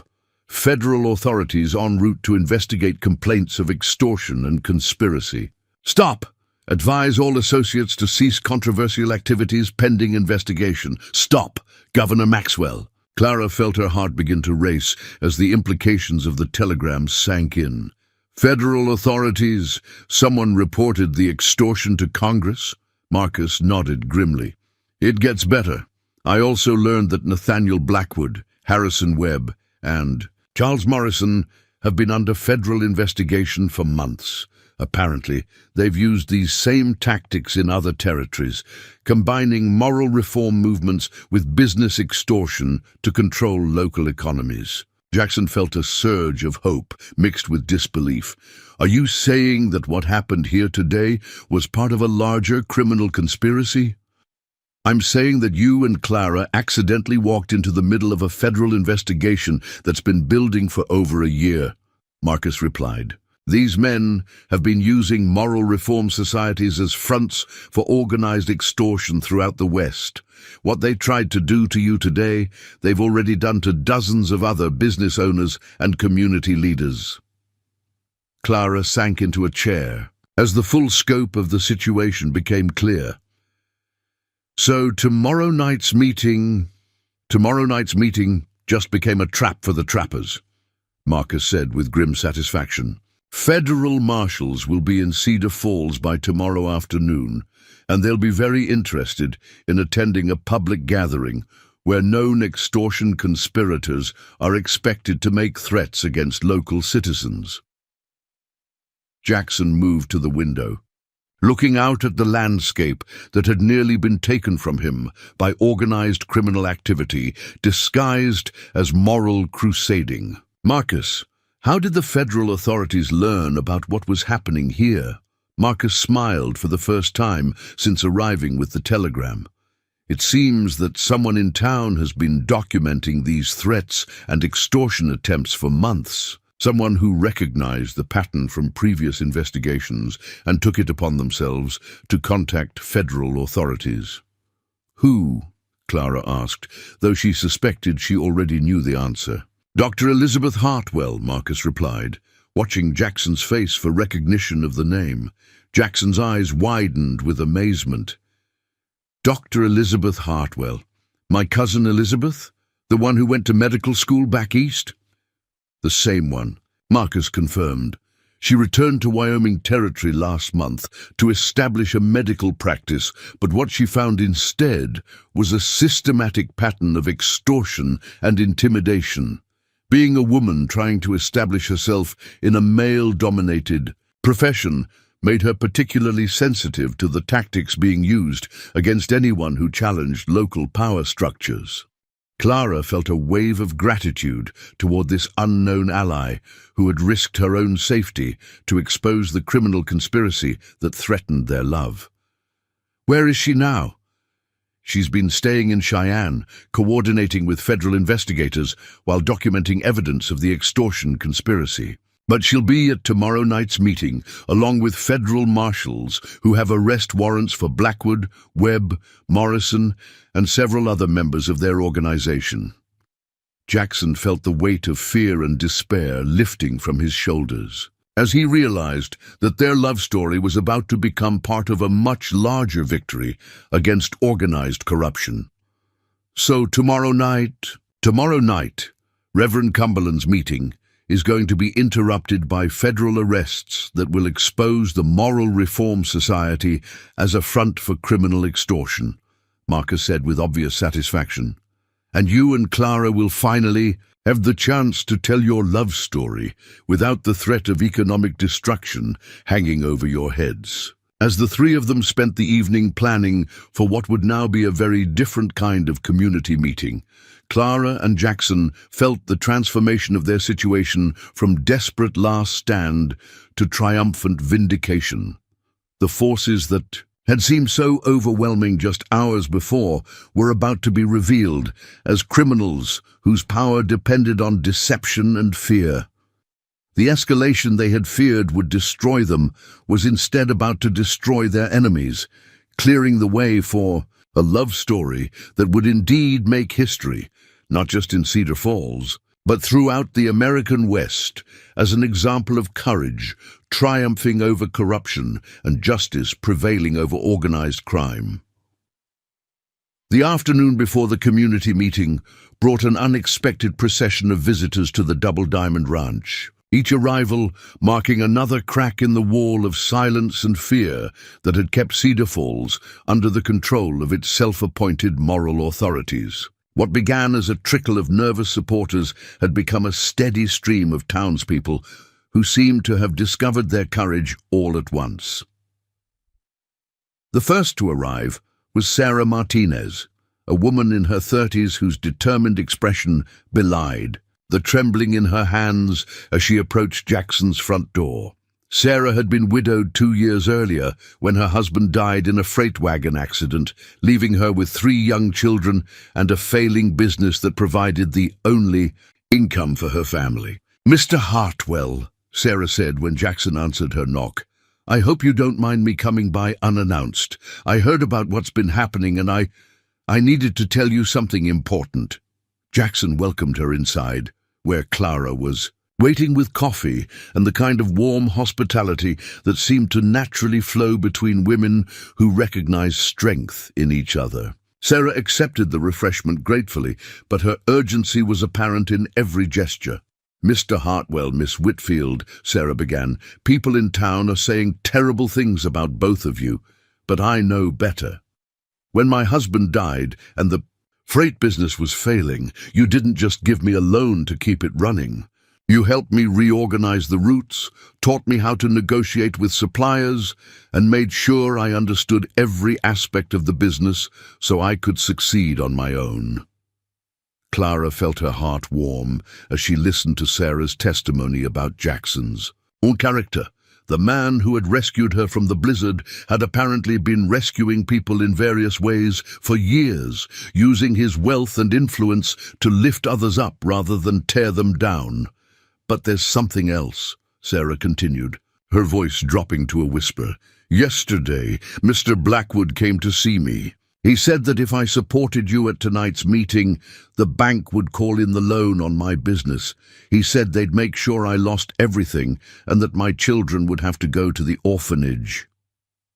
Jackson felt fury building in his chest as he realized that the extortion conspiracy had extended far beyond his own situation.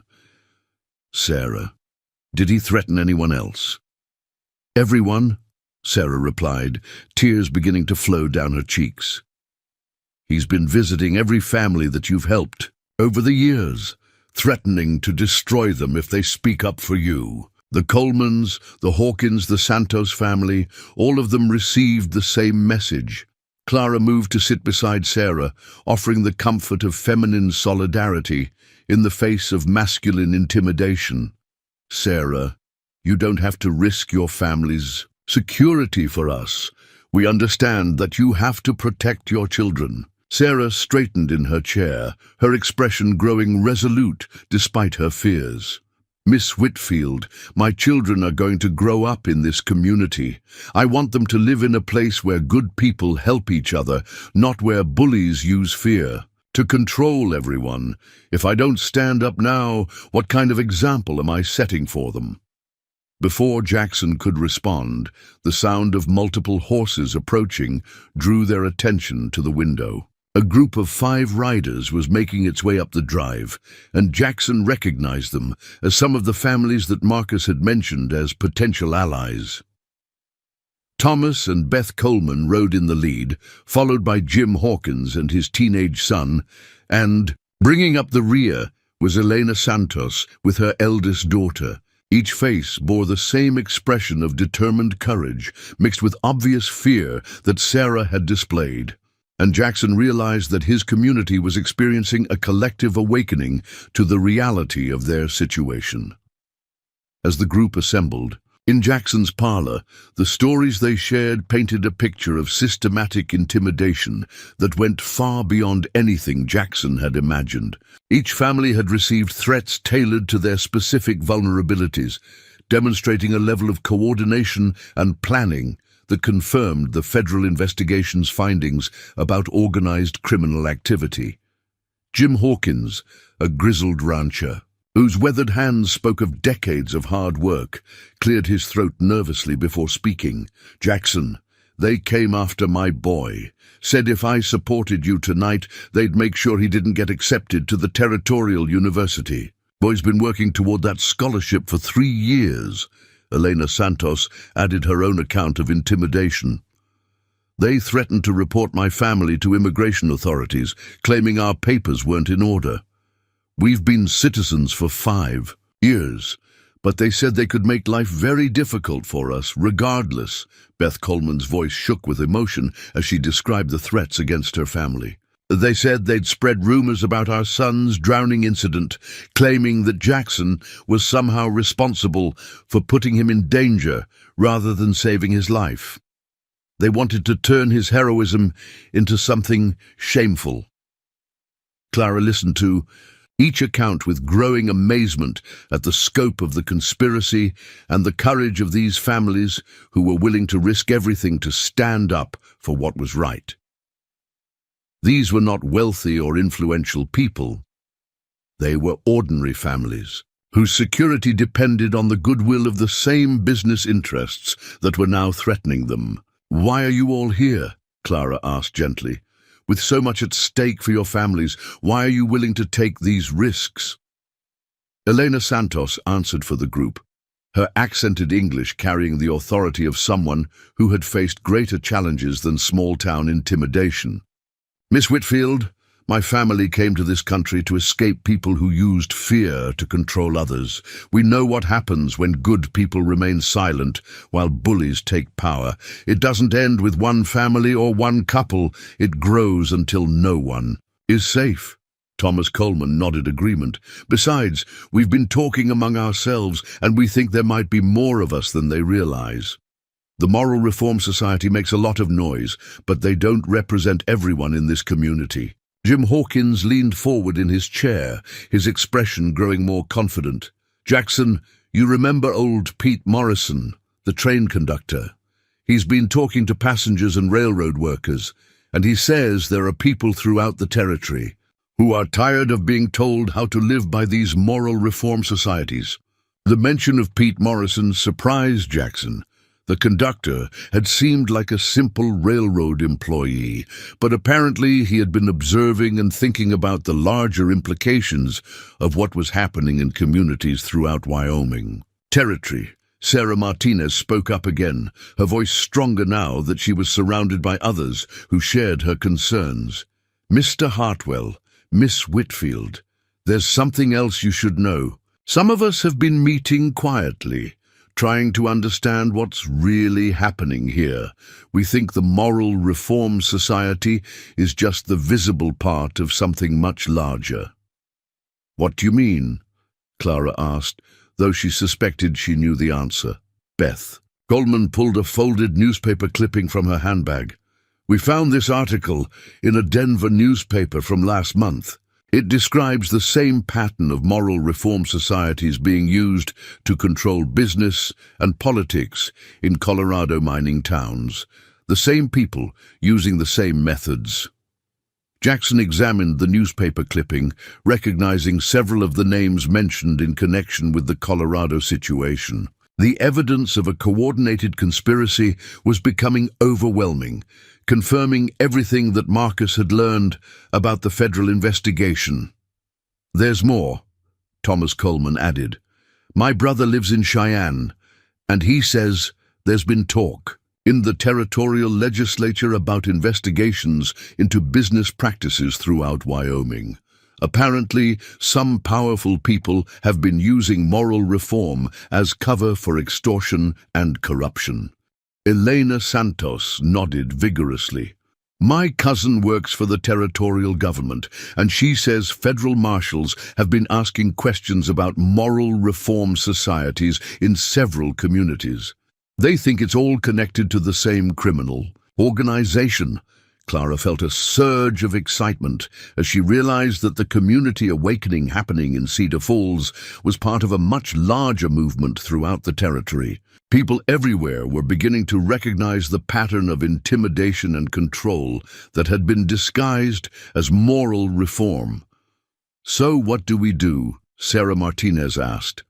"How do we stand up to people who have the power to destroy our livelihoods?" It was then that Jackson made the decision that would transform not just his own situation, but the entire dynamic of power in Cedar Falls. "We tell the truth," he said simply. "We stand together, and we tell the truth about what's been happening." "Here." Jackson moved to the center of the room, his voice gaining strength as he spoke. "Tonight's meeting was supposed to be about intimidating us into submission. Instead, it's going to be about exposing the truth about organized criminal activity disguised as moral reform." Clara felt her heart race as she understood what Jackson was proposing. "You want to confront them publicly, in front of the entire community?" "I want to give this community the chance to choose between fear and courage," Jackson replied. "Between being controlled by criminals or standing up for justice and real moral values." Jim Hawkins stood up, his weathered face breaking into a determined smile. "Count me in, Jackson. It's time these bullies learned that there are more of us than there are of them." One by one, each member of the group voiced their commitment to standing with Jackson and Clara at the community meeting. Sarah Martinez, despite her fears for her children's future, declared that she would rather risk everything fighting for justice than live safely under criminal control. Elena Santos spoke for her entire family when she said, "We came to America to be free. Freedom isn't something you receive as a gift, it's something you fight for and protect." As the afternoon progressed, more families arrived at the ranch. Word had spread through the community's informal networks that a stand was being made against the forces that had terrorized them for so long. Each new arrival brought stories of intimidation and threats, but also stories of quiet resistance and growing determination to fight back. By evening, Jackson's parlor was filled with over 30 people representing a cross-section of Cedar Falls society that the moral reform leadership had never anticipated. These were not just the families that Jackson had helped directly. They were people who had been watching and waiting for someone to provide leadership in the fight against organized intimidation. Marcus Ironcloud arrived as the impromptu gathering was reaching its peak, bringing with him news that would transform their planned resistance into something approaching a celebration of justice. "Friends," he announced to the assembled crowd, "I've just received word that federal marshals arrived in Cedar Falls an hour ago. They're currently at the hotel, preparing for tonight's meeting."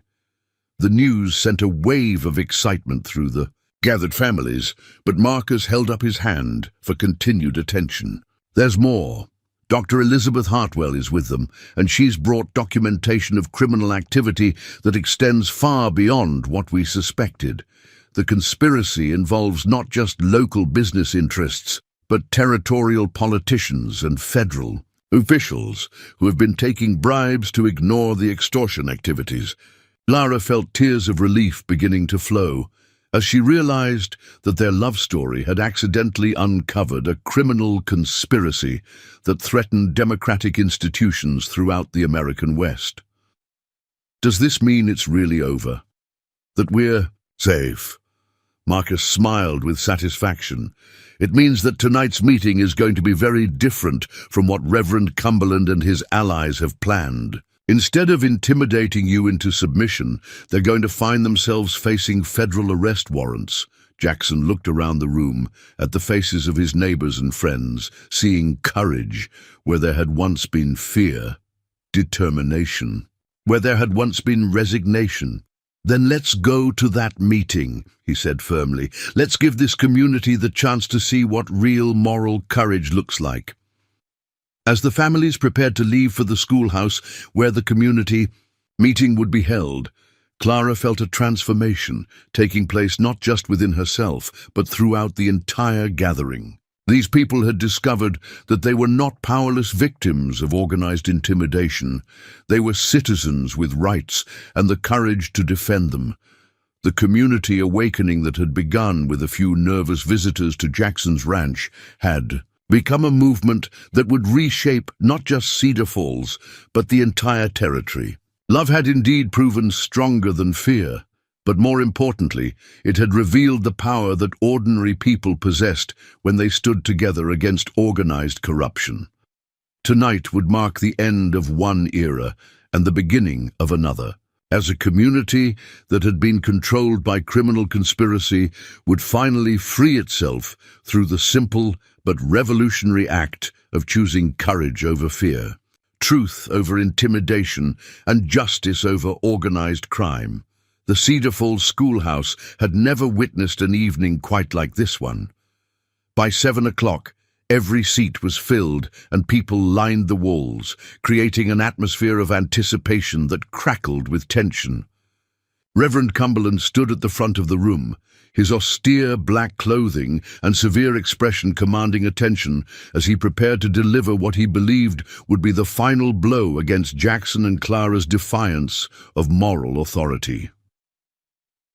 What Cumberland didn't know was that seated inconspicuously throughout the crowd were 3 federal marshals, each armed with arrest warrants and equipped with enough evidence to dismantle the criminal conspiracy that had masqueraded as moral reform. Marshal William Hayes, a veteran law enforcement officer with 20 years of experience investigating organized crime, watched the proceedings with the patient intensity of a predator waiting for the perfect moment to strike. Jackson and Clara entered the schoolhouse together, their hands clasped in a gesture of unity that sent murmurs rippling through the assembled crowd. Clara wore her finest dress, the deep blue wool that had seemed so inadequate against the Wyoming winter, but now served as armor against social assault. Jackson walked beside her with the quiet confidence of a man who had nothing left to hide and everything to fight for. Behind them came the coalition of families that had gathered at the ranch, their faces reflecting a mixture of nervous determination and quiet courage. Sarah Martinez held her head high, despite the whispered comments from some of the town's more judgmental residents. The Coleman family took seats near the front, Thomas's arm around his wife's shoulders in a gesture of protective solidarity. Elena Santos and her daughter found places near the back, their presence adding an element of cultural diversity that clearly made some of the Moral Reform Society members uncomfortable. Reverend Cumberland called the meeting to order, with the ceremonial gravity of someone conducting a trial rather than a community discussion. "Citizens of Cedar Falls," he began, his voice carrying the practiced authority of decades in the pulpit, "we gather tonight to address a moral crisis that threatens the very foundation of our community's values." Mrs. Prudence Blackwood sat in the front row, her elaborate hat and expensive clothing marking her as the social arbiter whose approval could make or break reputations. Beside her, Dr. Silas Thornton fidgeted nervously, his alcohol-scented breath and trembling hands betraying the physical deterioration that had made him unsuitable for serious medical practice. "Before us sits a couple whose behavior has scandalized our community," Cumberland continued, gesturing toward Jackson and Clara with theatrical disdain. an unmarried man and woman who have flouted the sacred conventions of proper moral conduct, choosing personal gratification over community standards. Clara felt heat rise in her cheeks, but Jackson's steady presence beside her provided strength against the verbal assault. She had faced medical emergencies that required split-second decisions under enormous pressure. She would not be intimidated by the sanctimonious pronouncements of a man whose moral authority rested on fear rather than genuine virtue. Cumberland warmed to his theme, his voice rising with evangelical fervor. This is not merely about two individuals who have lost their way. This is about whether Cedar Falls will continue to uphold the moral standards that separate civilized society from chaos and degradation. It was then that Jackson stood, his movement causing a hush to fall over the assembled crowd. He had not asked permission to speak, had not waited for Cumberland's invitation, and his simple act of rising represented a fundamental challenge to the authority that the Reverend had wielded. Unchallenged for years. "Reverend Cumberland," Jackson said, his voice carrying clearly through the silent schoolhouse, "before you continue with your moral pronouncements, I think this community deserves to hear the truth about what's really been happening in Cedar Falls." Cumberland's face flushed with anger at the interruption. "Mr. Hartwell, you are out of order. This meeting is being conducted according to proper procedures, and you will wait your turn to speak." "I'm afraid that won't be possible," Jackson replied calmly. "You see, Reverend, the Moral Reform Society that you represent has been exposed as a front for criminal extortion. Your proper procedures are actually methods of organized intimidation designed to control this community through fear." A gasp went up from the crowd as Jackson's accusation hit like a thunderbolt. Cumberland's face went white, then red, as he struggled to maintain his composure in the face of such a direct challenge to his authority. "How dare you?" Cumberland sputtered. "Your shameless behavior has clearly affected your judgment, Mr. Hartwell. These wild accusations are nothing more than desperate attempts to deflect attention from your own moral failures." Clara rose to stand beside Jackson, her nursing training asserting itself as she recognized the symptoms of panic in Cumberland's demeanor. The Reverend's elevated breathing, perspiration, and agitated movements suggested a man who was losing control of a situation he had expected to dominate. "Reverend Cumberland," Clara said with the calm authority she had learned in hospital wards, "perhaps you could explain why Mr. Nathaniel Blackwood threatened to destroy my family's livelihood in Boston if I didn't leave town immediately. Is Christian charity now considered a crime in your version of moral behavior?"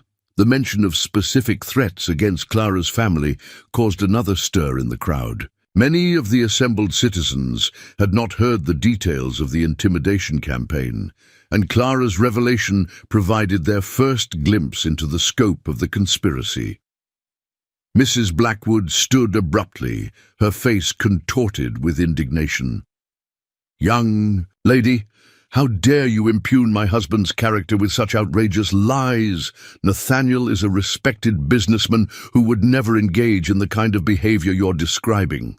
It was Sarah Martinez who provided the response that transformed the evening from moral theater into criminal exposure. Standing with visible effort to overcome her fear, Sarah addressed the crowd in a voice that shook but did not waver. "Mrs. Blackwood," Sarah said, "your husband came to my home yesterday and threatened to foreclose on my business loan if I supported Mr. Hartwell and Miss Whitfield tonight. He said he would make sure my children ended up in the orphanage if I didn't keep quiet about Mr. Hartwell's kindness to my family."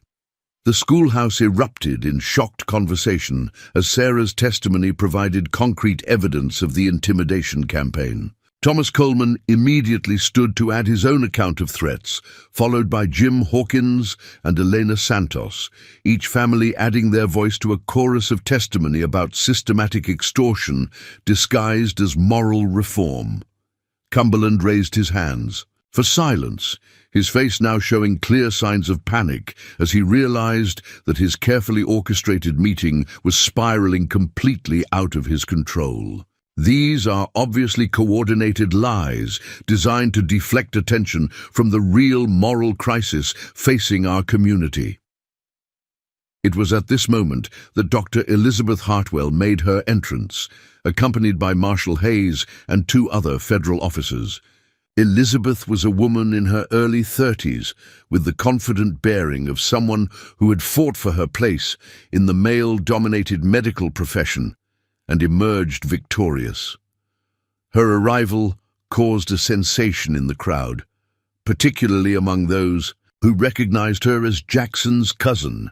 Reverend Cumberland, Marshal Hayes announced in a voice that carried absolute authority, "I'm afraid this meeting is about to take a very different direction than you planned." Cumberland's face went ashen as he recognized the federal badges worn by the 3 men. "What is the meaning of this intrusion? This is a private community meeting and you have no authority here." Marshal Hayes produced a leather folder containing official documents. "Actually, Reverend, we have considerable authority here. I'm Marshal William Hayes, and I have federal arrest warrants for several individuals who are present tonight." Dr. Elizabeth Hartwell stepped forward, her medical bag in one hand and a thick portfolio of documents in the other.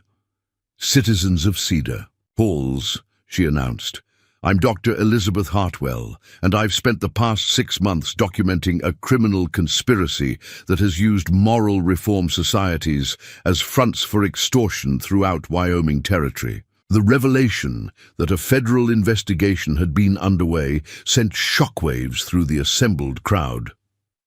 Cumberland looked around desperately for support, but found that even his closest allies were beginning to distance themselves from him as the implications of federal involvement became clear. "For months," Dr. Hartwell continued, "federal investigators have been tracking a criminal organization that combines religious rhetoric with business intimidation to control local economies.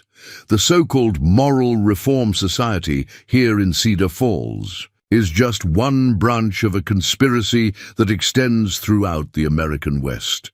Marshal Hayes consulted his warrant folder with bureaucratic precision. "Nathaniel Blackwood, you are under arrest for extortion, conspiracy to commit fraud, and violation of federal racketeering statutes."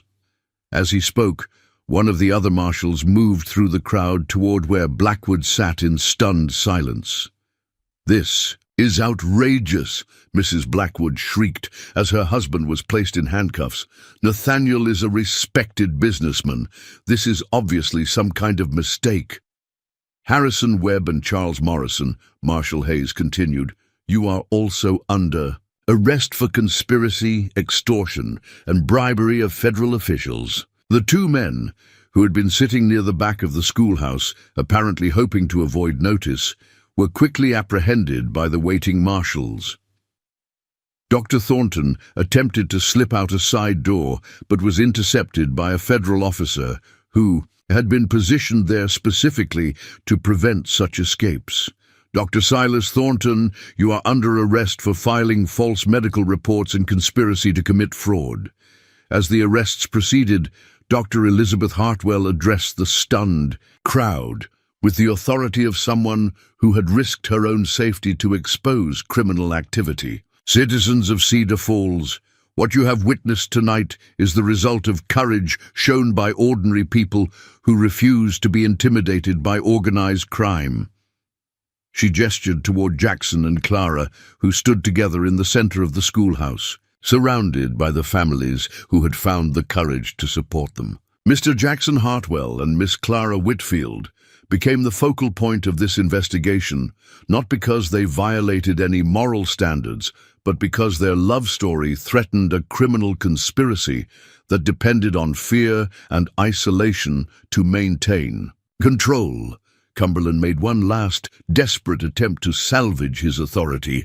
"This is all a misunderstanding. The Moral Reform Society was created to protect community values, not to engage in criminal activity." Marshal Hayes consulted another document from his folder. Reverend Cumberland, you are under arrest for conspiracy to commit extortion and aiding a criminal enterprise. Your Moral Reform Society has been identified as the primary recruitment and coordination mechanism for criminal activity throughout this territory. As Cumberland was led away in handcuffs, his austere authority crumbling in the face of federal justice, Clara felt tears of relief streaming down her face. The man who had threatened to destroy her reputation and career had been revealed as a criminal, whose moral righteousness was nothing more than a mask for organized crime. Jackson addressed the crowd, his voice carrying new authority born of vindication and justice. Citizens of Cedar Falls, tonight we have learned that standing up for love and truth is not just a personal choice, but a civic duty. The criminals who tried to control us through fear have been exposed, and our community is free to choose its own path forward. Dr. Elizabeth Hartwell approached Jackson and Clara, her expression reflecting both professional satisfaction and personal joy. "Cousin Jackson," she said warmly, "I'm sorry it took so long to expose what was happening here. But I'm proud that your courage to protect Miss Whitfield helped bring down a criminal conspiracy that threatened democratic institutions throughout the West." Clara embraced Elizabeth with the gratitude of one professional woman to another. "Dr. Hartwell, how did you know what was happening here?" Elizabeth smiled with the satisfaction of someone whose careful investigation had achieved justice. "I've been tracking this criminal organization for months, documenting their activities in multiple territories. When I learned that they were targeting my cousin, I knew it was time to coordinate with federal authorities to shut them down permanently." As the federal marshals completed their arrests and the stunned crowd began to disperse, Jackson and Clara found themselves surrounded by the families who had risked everything to support them. Sarah Martinez, her children clinging to her skirts, approached with tears of gratitude in her eyes. "Mr. Hartwell, Miss Whitfield," Sarah said, "thank you for giving us the courage to stand up for what's right. My children will grow up in a community where love and kindness matter more than fear and intimidation." Elena Santos spoke for many of the assembled families when she said, "Tonight we learned that ordinary people have extraordinary power when they stand together for justice. This is what America is supposed to be about." As the evening wound down and the last of the federal officers departed with their prisoners, Jackson and Clara stood together outside the schoolhouse under a canopy of Wyoming stars. The battle that had begun with a blizzard and a rescue had ended with the exposure of organized crime and the triumph of love over fear. "Clara," Jackson said softly, taking her hands in his, "will you marry me? Not because we have to in order to satisfy social expectations, but because I love you and want to build a life together based on the courage and truth we've discovered in each other." Clara looked into Jackson's eyes, seeing not just the man who had saved her from the storm, but the partner who had stood with her against organized intimidation and emerged victorious through shared courage. "Yes, Jackson," she replied, her voice strong with conviction. "I will marry you, and together we'll help build a community where love conquers fear and truth defeats deception." Their kiss under the starlit Wyoming sky marked not just the beginning of their life together, but the dawn of a new era for Cedar Falls. An era where justice had triumphed over corruption and love had indeed made history. 6 months after the dramatic arrests at the Cedar Falls schoolhouse, the Wyoming Territory had become a very different place. The wedding of Jackson Hartwell and Clara Whitfield, celebrated on a brilliant spring morning in May of 1888, marked not just the union of two hearts, but the culmination of a transformation that had reshaped the very foundations of frontier society. The ceremony took place not in Reverend Cumberland's former church, which had been shuttered following his conviction and imprisonment, but in a newly constructed community center that had been built through the collective efforts of families throughout Cedar Falls. The building itself represented a revolutionary concept, a public space owned and governed by the entire community rather than controlled by religious or business authorities. Dr. Elizabeth Hartwell had agreed to officiate the wedding, her medical degree from Johns Hopkins University having been supplemented by ordination as a minister through a progressive seminary that recognized both her intellectual capabilities and her commitment to social justice. Her presence at the altar represented another breakthrough in a territory that was rapidly becoming known for its enlightened attitudes toward women's rights and professional equality. The guest list for the wedding read like a roster of democratic transformation. Sarah Martinez sat in the front row with her 3 children, her freight business now thriving as part of a cooperative network that had emerged to challenge the monopolistic practices of the former business conspiracy. The Colemans, Hawkins, and Santos families occupied places of honor, their courage during the crisis having established them as respected community leaders. But perhaps most significant was the presence of dignitaries from throughout the American West who had come to witness what newspapers were calling the wedding that changed history. Territorial Governor Robert Maxwell attended, along with federal investigators who had used the Cedar Falls case as a model for dismantling similar criminal conspiracies in Colorado, Montana, and New Mexico. As Clara walked down the aisle in a gown of ivory silk that had been a wedding gift from the women of Cedar Falls, she reflected on the extraordinary journey that had brought her to this moment. The frightened young nurse who had nearly frozen to death at a train station had been transformed into a woman whose courage had helped expose organized crime and whose love story had become a symbol of democratic resistance throughout the frontier.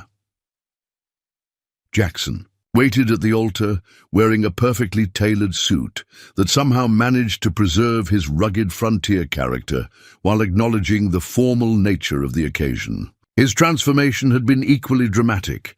The isolated millionaire who had rescued a stranger from a blizzard had become a community leader whose ranch served as headquarters for progressive reform movements throughout Wyoming Territory. Dr. Elizabeth Hartwell's wedding ceremony itself challenged traditional conventions while honoring the spiritual significance of marriage. "Dearly beloved," she began, "we gather today not merely to witness the union of Jackson and Clara, but to celebrate the triumph of love over fear, courage over intimidation, and truth over deception." The vows that Jackson and Clara exchanged had been written by them personally, reflecting their shared commitment to principles that extended far beyond personal happiness. Jackson pledged not only to love and honor Clara, but to support her professional aspirations and to work alongside her in building a society where women could achieve their full potential. Clara promised not only to cherish Jackson, but to help him use his wealth and influence to create opportunities for others, rather than merely accumulating personal advantages. "By the power vested in me by the territory of Wyoming and the Progressive Christian Alliance," Dr. Elizabeth declared, "I pronounce you husband and wife, partners in love and allies in the cause of justice." The reception that followed was held on the grounds of the Double Diamond Ranch, which had been transformed into a community gathering space that welcomed people of all backgrounds and social positions. Marcus Ironcloud provided traditional Lakota blessings for the marriage, his presence symbolizing the cultural bridge building that had become characteristic of the new Wyoming Territory. During the celebration, Jackson and Clara were approached by a delegation that included some of the most influential figures in American politics and journalism. Senator Patricia Williams of Colorado, the first woman elected to the United States Senate, had traveled to Cedar Falls specifically to meet the couple whose story had inspired legislation protecting rural communities from corporate intimidation. Mr. and Mrs. Hartwell, Senator Williams said. "Your courage in standing up to organized crime has had implications far beyond your personal situation." The Rural Community Protection Act that recently passed Congress was directly inspired by the evidence uncovered during the investigation that began with your love story. Clara felt amazement at the scope of change that had resulted from their simple refusal to be intimidated. "Senator Williams, we never imagined that our personal situation would have such far-reaching consequences." "That's often how real social change occurs," the senator replied. "Ordinary people make extraordinary choices, and those choices ripple outward to transform entire societies. Your decision to fight for your right to love each other freely has helped establish legal protections for communities throughout the American West." The conversation was joined by James Richardson, a journalist from the New York Tribune who had been covering the social transformation occurring in Wyoming Territory. "Mrs. Hartwell, your story has been featured in newspapers throughout the country. Women's rights organizations are calling you a symbol of female independence and professional achievement." Clara's cheeks reddened at the attention, but she recognized the importance of using her platform to advance causes larger than her personal happiness. "Mr. Richardson, I hope that women reading our story will understand that love and career aspirations don't have to be mutually exclusive. A woman can be a devoted wife and a skilled professional at the same time." The impact of Clara's example was already being felt throughout the territory.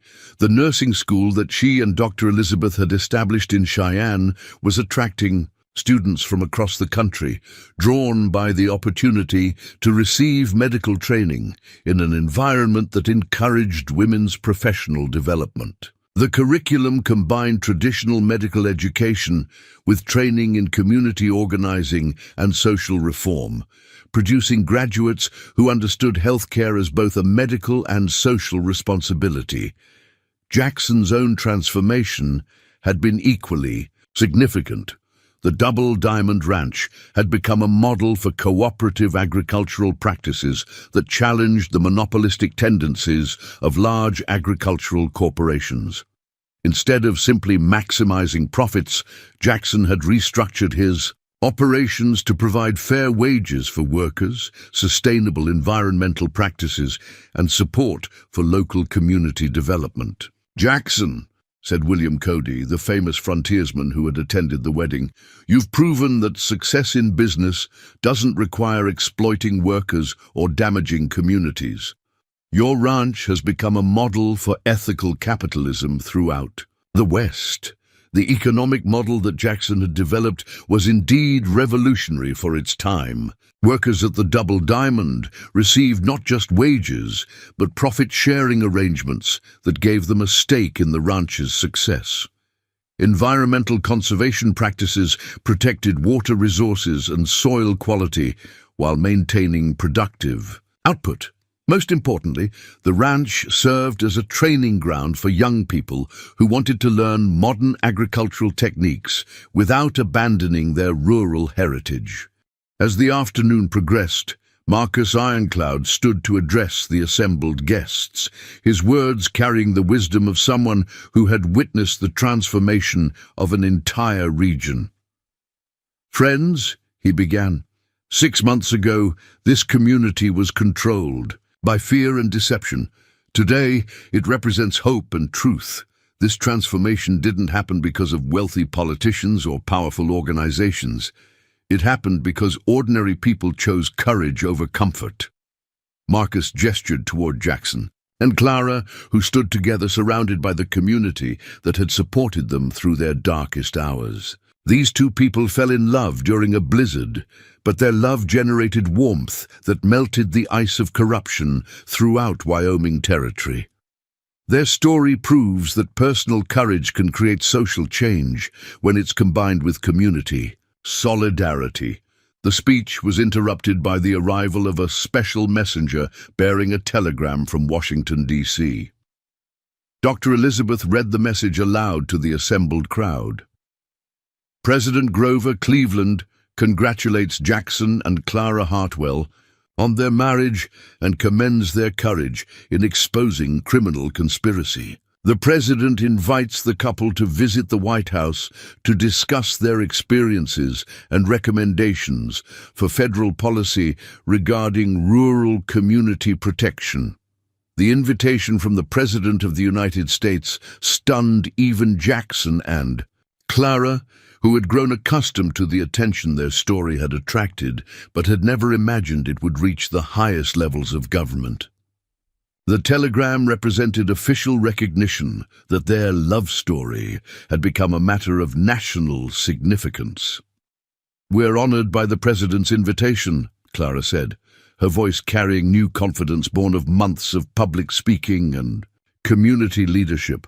"We look forward to sharing what we've learned about the importance of protecting democratic institutions from organized crime."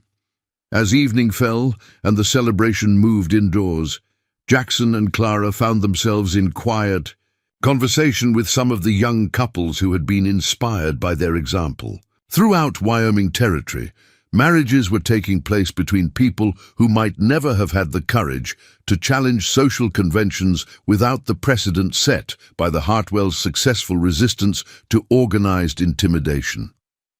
"Mrs. Hartwell," said Mary Patterson, a young teacher who had recently married a railroad worker despite her family's objections to his modest social position, "your story gave us the courage to choose love over social expectations. We're building a life based on mutual respect and shared values rather than financial considerations." Similar stories were being repeated throughout the region as young people embraced marriages based on genuine affection rather than economic arrangement or social convention. The transformation in attitudes toward love and marriage was accompanied by broader changes in social relationships that reflected growing democratic values. The evening concluded with Jackson and Clara standing together on the porch that Robert Thornfield had built years earlier, looking out at a landscape that seemed transformed by more than just the changing seasons. The Wyoming Territory of 1888 bore little resemblance to the place where they had first met during that terrible blizzard. "Clara," Jackson said softly, "when I rescued you from that train station, I thought I was saving one person's life. I had no idea that we were about to change the course of history." Clara leaned against her husband's shoulder, marveling at the chain of events that had transformed a moment of personal crisis into a catalyst for social revolution. "Jackson, I think we proved that love really can conquer fear when it's combined. With courage and community support, the transformation they had witnessed extended far beyond their personal situation. Wyoming Territory had become a laboratory for progressive social policies that were being studied and emulated throughout the United States. Women's suffrage, which had been granted by territorial law, was attracting national attention as evidence that female political participation strengthened rather than weakened democratic institutions. Economic practices pioneered at the Double Diamond Ranch were being adopted by agricultural operations throughout the West, proving that cooperative methods could be more profitable than exploitative ones. The community healthcare system that Clara had helped establish was serving as a model for rural medical care that combined professional competence with community responsibility. Most significantly, the legal precedents established during the investigation of the moral reform conspiracy had been incorporated into federal law, providing protection for communities threatened by organized crime throughout the American frontier. The Rural Community Protection Act ensured that what had happened in Cedar Falls could not be repeated elsewhere without federal intervention. As they prepared to retire to their bedroom in the ranch house that had become their shared home, Jackson and Clara reflected on the legacy they were building together. Their love story had indeed made history, but more importantly, it had created a foundation for continued social progress that would benefit generations yet to come. "Tomorrow we begin the rest of our lives," Clara said, her voice filled with quiet satisfaction and anticipation for the future. Tomorrow we continue building a world where love conquers fear, Jackson replied, his words carrying the weight of commitment not just to each other, but to the principles they had fought to establish. The blizzard that had nearly claimed Clara's life had ended with sunshine and new beginnings. The criminal conspiracy that had threatened to destroy their love had been replaced by a community committed to justice and democratic values. Most importantly, two people who had found each other during the darkest of nights had created light that would shine throughout the American West for generations to come. Their love story had not just made history, it had made history better, proving that courage, truth, and genuine affection could overcome even the most powerful forces of corruption and fear. In the years that followed, as Wyoming became a state and the American frontier evolved into modern society, the names Jackson and Clara Hartwell would be remembered not just as lovers who had defied social convention, but as pioneers who had helped establish the democratic principles that would define the American West for generations to come. Up next, you've got two more standout stories right on your screen. If this one hit the mark, you won't want to pass these up. Just click and check them out. And don't forget to like, subscribe, and turn on the notification bell so you don't miss any upload from us.